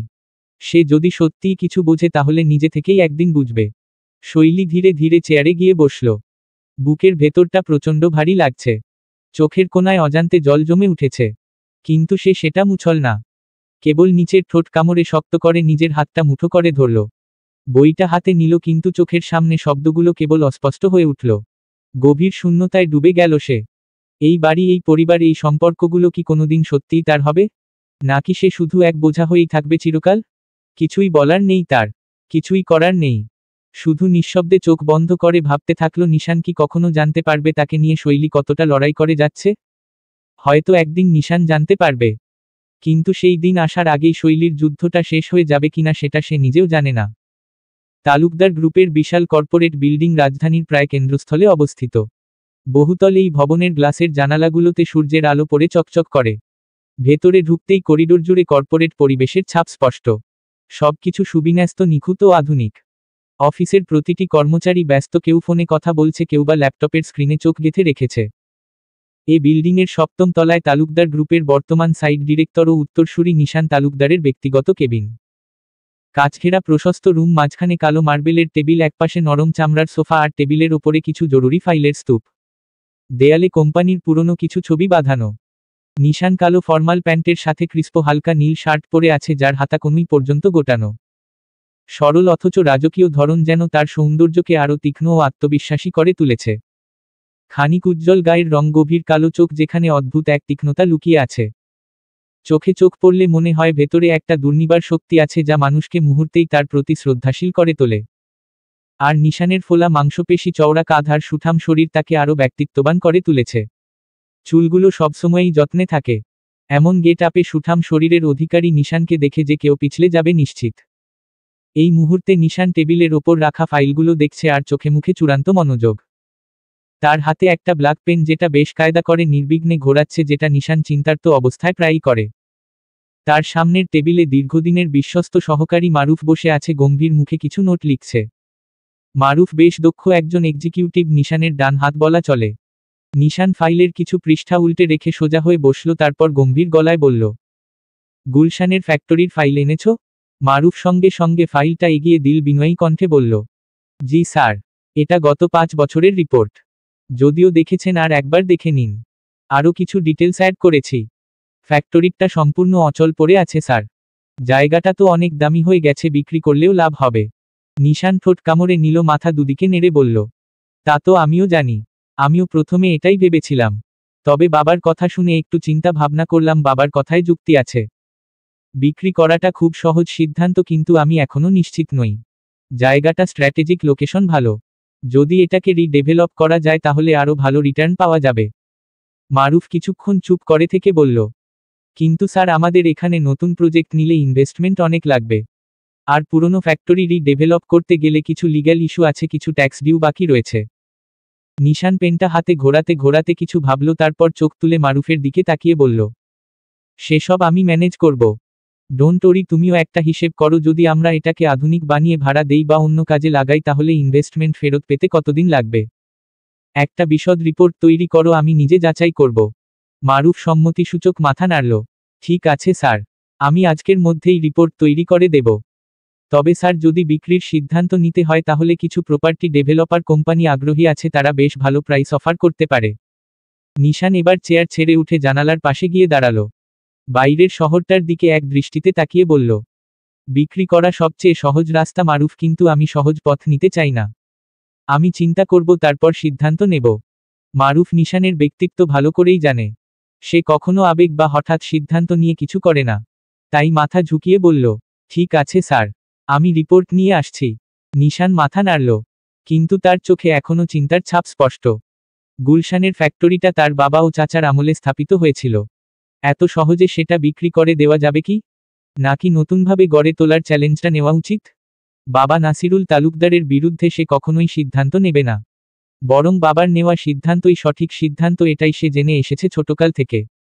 নিশান কফির মগটা তুলে এক চুমুক দিল। চোখের কোণে খানিক ক্লান্তির ছাপ, কিন্তু মুখের রেখাগুলো আজও। ফাইলের একপাশে রাখা কলমটা আঙুলের ডগায় ঘোরাতে ঘোরাতে জানালার বাইরে তাকালো সে। গুলশানের উঁচু বিল্ডিংগুলোর পেছনে বিকেলের রোদ খানিকটা ফিকে হয়ে আসছে। ঠিক তখনই কেবিনের দরজায় টোকা পড়ল।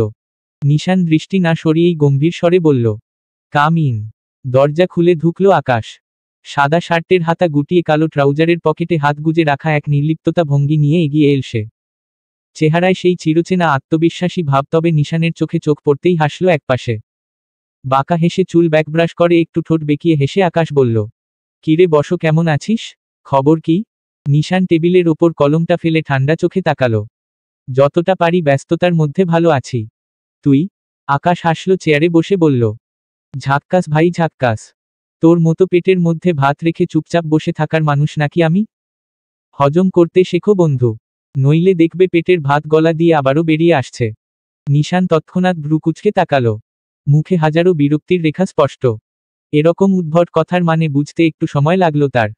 নিশানের এমন কঠিন অভিব্যক্তি দেখে আকাশ ম্লান চোখে তাকিয়ে বলল, দোস্ত, এখন তোকে দেখে মনে হচ্ছে আমি তোর অফিসের বস, আর তুই আমার এমপ্লয়ি, এভাবে কঠিন মুখ করে বসে থাকিস কেন? আরে ভাই, মানুষ হাসেও তো মাঝে মাঝে। নিশান নির্লিপ্ততা ভঙ্গিতে কফির কাপটা নামিয়ে রাখল। হাসির সময় পেলেই হাসি। যা বলার আছে বল। ফালতু কথা বললে লাথি মেরে কেবিন থেকে বের করে দিব, তবুও কানের কাছে প্যান করলে বাবাকে বলে তার এই চাকরি নদীতে ভাসিয়ে দেব। আকাশ চোখ বড় বড় করে তাকিয়ে থাকলো নিশানের দিকে, তারপর ঠোঁট কামড়ে হাসি চেপে বলল, বাহ বাহ দোস্ত, এতদিনে ঠিকঠাক তালুকদার পরিবারে মানিয়ে গেছিস দেখছি, একেবারে বাপকা বেটা। কিন্তু সমস্যা জানিস কোথায়? নিশান ধৈর্যহীন কণ্ঠে বলল। কোথায়? আকাশ ঢোক গিলে বলল, তোকে কেউ ভয় পায় না ভাই? লাথি মেরে বের করে দিবি বললেই যে আমি বের হয়ে যাব এমনটা ভাবলি কিভাবে? আর বাবাকে বলে চাকরি খেয়ে দেবি? হা, তোর বাবার চেয়েও আমি বেশি প্রয়োজনীয় এখানে। নিশান একদৃষ্টিতে আকাশের দিকে তাকিয়ে রইল, ঠোঁটের কোণে সামান্য তাচ্ছিল্যের হাসি। তুই নিজেকে অতিরিক্ত গুরুত্বপূর্ণ ভাবছিস কেন? আকাশ গম্ভীর মুখে বলল, কারণ আমি আকাশ আর তুই নিশান। আমি আকাশ থেকে নিশান খুঁজে পাই আর তুই নিশান থেকে আকাশ হারিয়ে ফেলিস। নিশান কপালে হাত দিয়ে দীর্ঘশ্বাস ফেলল। আকাশ, কথা কম কাজের কথা বল। আকাশ এবার সত্যিই হাসল। ঠিক আছে, এবার সিরিয়াস হই। গুলশানের ফ্যাক্টরির ব্যাপারে কি ভাবছিস? নিশান একদৃষ্টিতে তাকিয়ে থাকলো, তারপর টেবিলের ওপর থাকা একটা ফাইল ঠেলে দিল আকাশের দিকে। বসে আছি, ফাইল নিয়ে ভাবছি কিভাবে জায়গাটা কাজে লাগানো যায়। তুই বল তোর কি মতো? আকাশ ফাইলের একটা পাতা উল্টে বলল, আমার মতো? আমি তো বলবো জায়গাটা জুয়ারিদের হাতে চলে যাওয়ার আগেই কাজে লাগিয়ে ফেল। না হলে পরে পস্তাতে হবে দোস্ত। নিশান কিছু একটা ভেবে বলল, জায়গাটা ভালো, কিন্তু ফ্যাক্টরিটা বছরের পর বছর ধরে পড়ে আছে। এখন কি পরিকল্পনা? আকাশ ফাইলের পাতা উল্টাল। এটা তোকে বলার জন্যই এসেছি।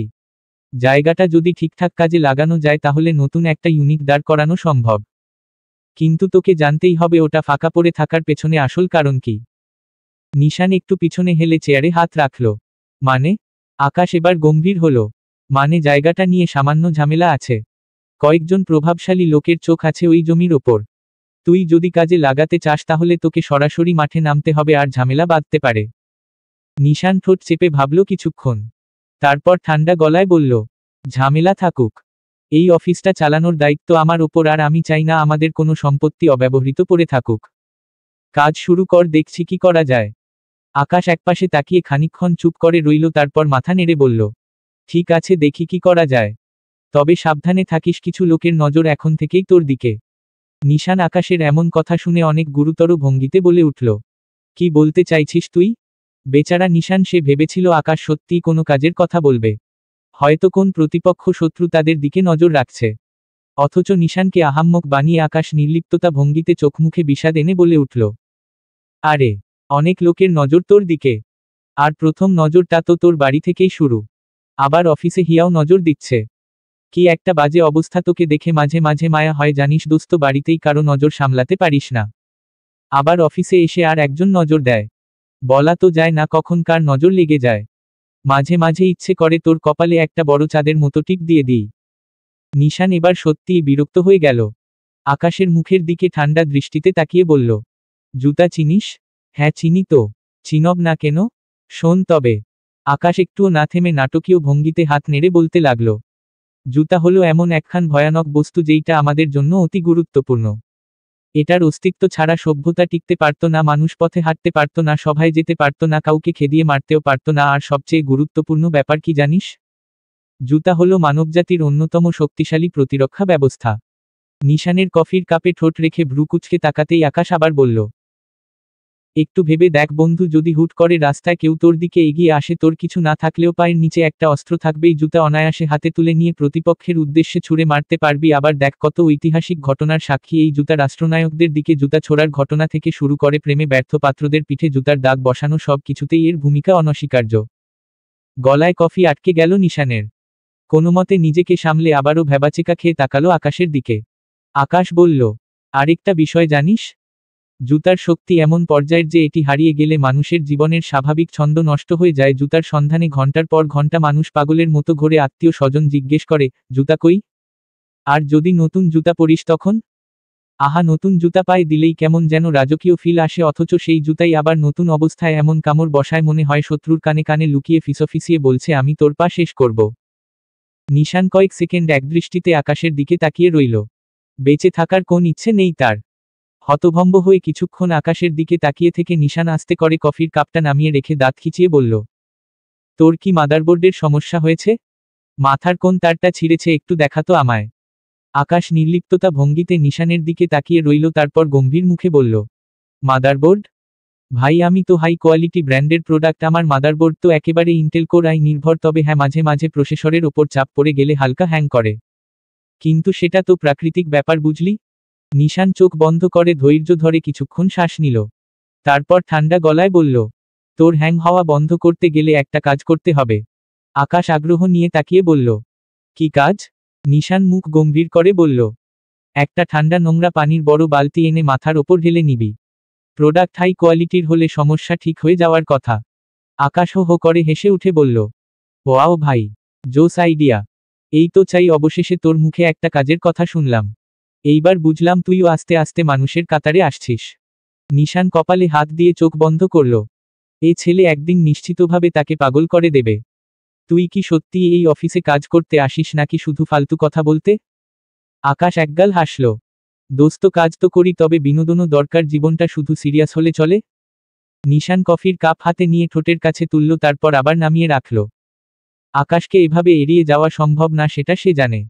তাই গভীর দৃষ্টিতে তাকিয়ে বলল, ঠিক করে বল, তুই হিয়ার কথা কেন বললি? হিয়া কি করেছে? আকাশ শয়তানি হাসি দিয়ে বলল, হিয়াও তো তেমন কিছু করেনি, তবে ওর চোখ দুটো যা করছে তা সত্যিই দেখার মতো, মেয়েটা তোরে চোখ দিয়ে গিলে খায় দোস্ত। এমন ভাবে তাকায় যেন জন্মেও বেডা দেখে নাই। অবশ্য তাকায় থাকারই কথা। তোরই দোষ, শালা পাজামা পাঞ্জাবি পরে মুরুব্বির মতো অফিসে না এসে তুই নায়কের মতো অফিসে এসে বসে আছিস। পুরো অফিস জানে মেয়েটা তোকে পছন্দ করে, শুধু তুই জানিস না বা জানতে চাস না। নিশান একদম নির্লিপ্ততা ভঙ্গিতে বলল, ওসব ভাবার সময় নেই আমার। আকাশ ভ্রু নাচিয়ে বলল, তোর বাড়িরটাকে নিয়েও ভাবার সময় নেই, বাইরের এটাকে নিয়েও ভাবার সময় নেই? তাহলে ভাববি কাকে নিয়ে ভাই? আদৌ কখনো সময় থাকবে? ভবিষ্যতে থাকবে। ছোট করে ইঙ্গিতটা দিয়েই নিশান চোখ বন্ধ করে দীর্ঘশ্বাস ফেলল। আকাশ তার কথায় একটু থমকে গেল। নিশানের চোখের মধ্যে যে স্থিরতা ছিল তা তার মনের গভীরে শীতল শূন্যতা তৈরি করেছে। নিশান আবার কফির কাপ হাতে তুলে নিল, এক ঝলক আকাশের দিকে তাকিয়ে বলল, সব কিছু সময় মতোই হবে। যতক্ষণ আমি চাই না কোনো কিছুই ঘটবে না। আকাশ হাসল, তবে তার হাসি এবার একটু চাপা। সে জানত নিশান কখনোই সহজে তার মন খুলে কিছু বলবে না। তবে সে একবার চেষ্টা করে দেখতে চাইল। তবে তুই কি জানিস, নিশান কোনো কিছু না ভাবলে বা সময় না দিলেই সব কিছু ঠিক হয়ে যায় না। জীবন নিজেই কখনো কখনো পরিকল্পনা সাজিয়ে দেয়। নিশান 1 মিনিট চুপচাপ রইল, তারপর ঠান্ডা গলায় বলল, জীবন যদি পরিকল্পনা সাজাতে পারে তবে আমি তার পরিকল্পনায় কি করতে পারি? আকাশ মুচকি হাসে, তোর প্রশ্নে যে উত্তরের মধ্যে সত্যি একটা গভীরতা রয়েছে সেটা তো আমি জানি। তোর নিজের পথ খুঁজে নেয়ার সময় তো আসবেই। নিশান কোনো উত্তর দিল না, কিন্তু তার মধ্যে অদ্ভুত একটা স্থিরতা ছিল, যেন একদিন সব কিছু বুঝে নেবার জন্য সে প্রস্তুত। আকাশ ফালতু কথা কমিয়ে এখন কাজের কথায় আয়। গুলশানের ফ্যাক্টরি নিয়ে কি করব সেটা নিয়ে ভাব। আকাশ মুচকি হাসল, ঠিক আছে বসো, চল কাজ শুরু করি। চলবে। দুটি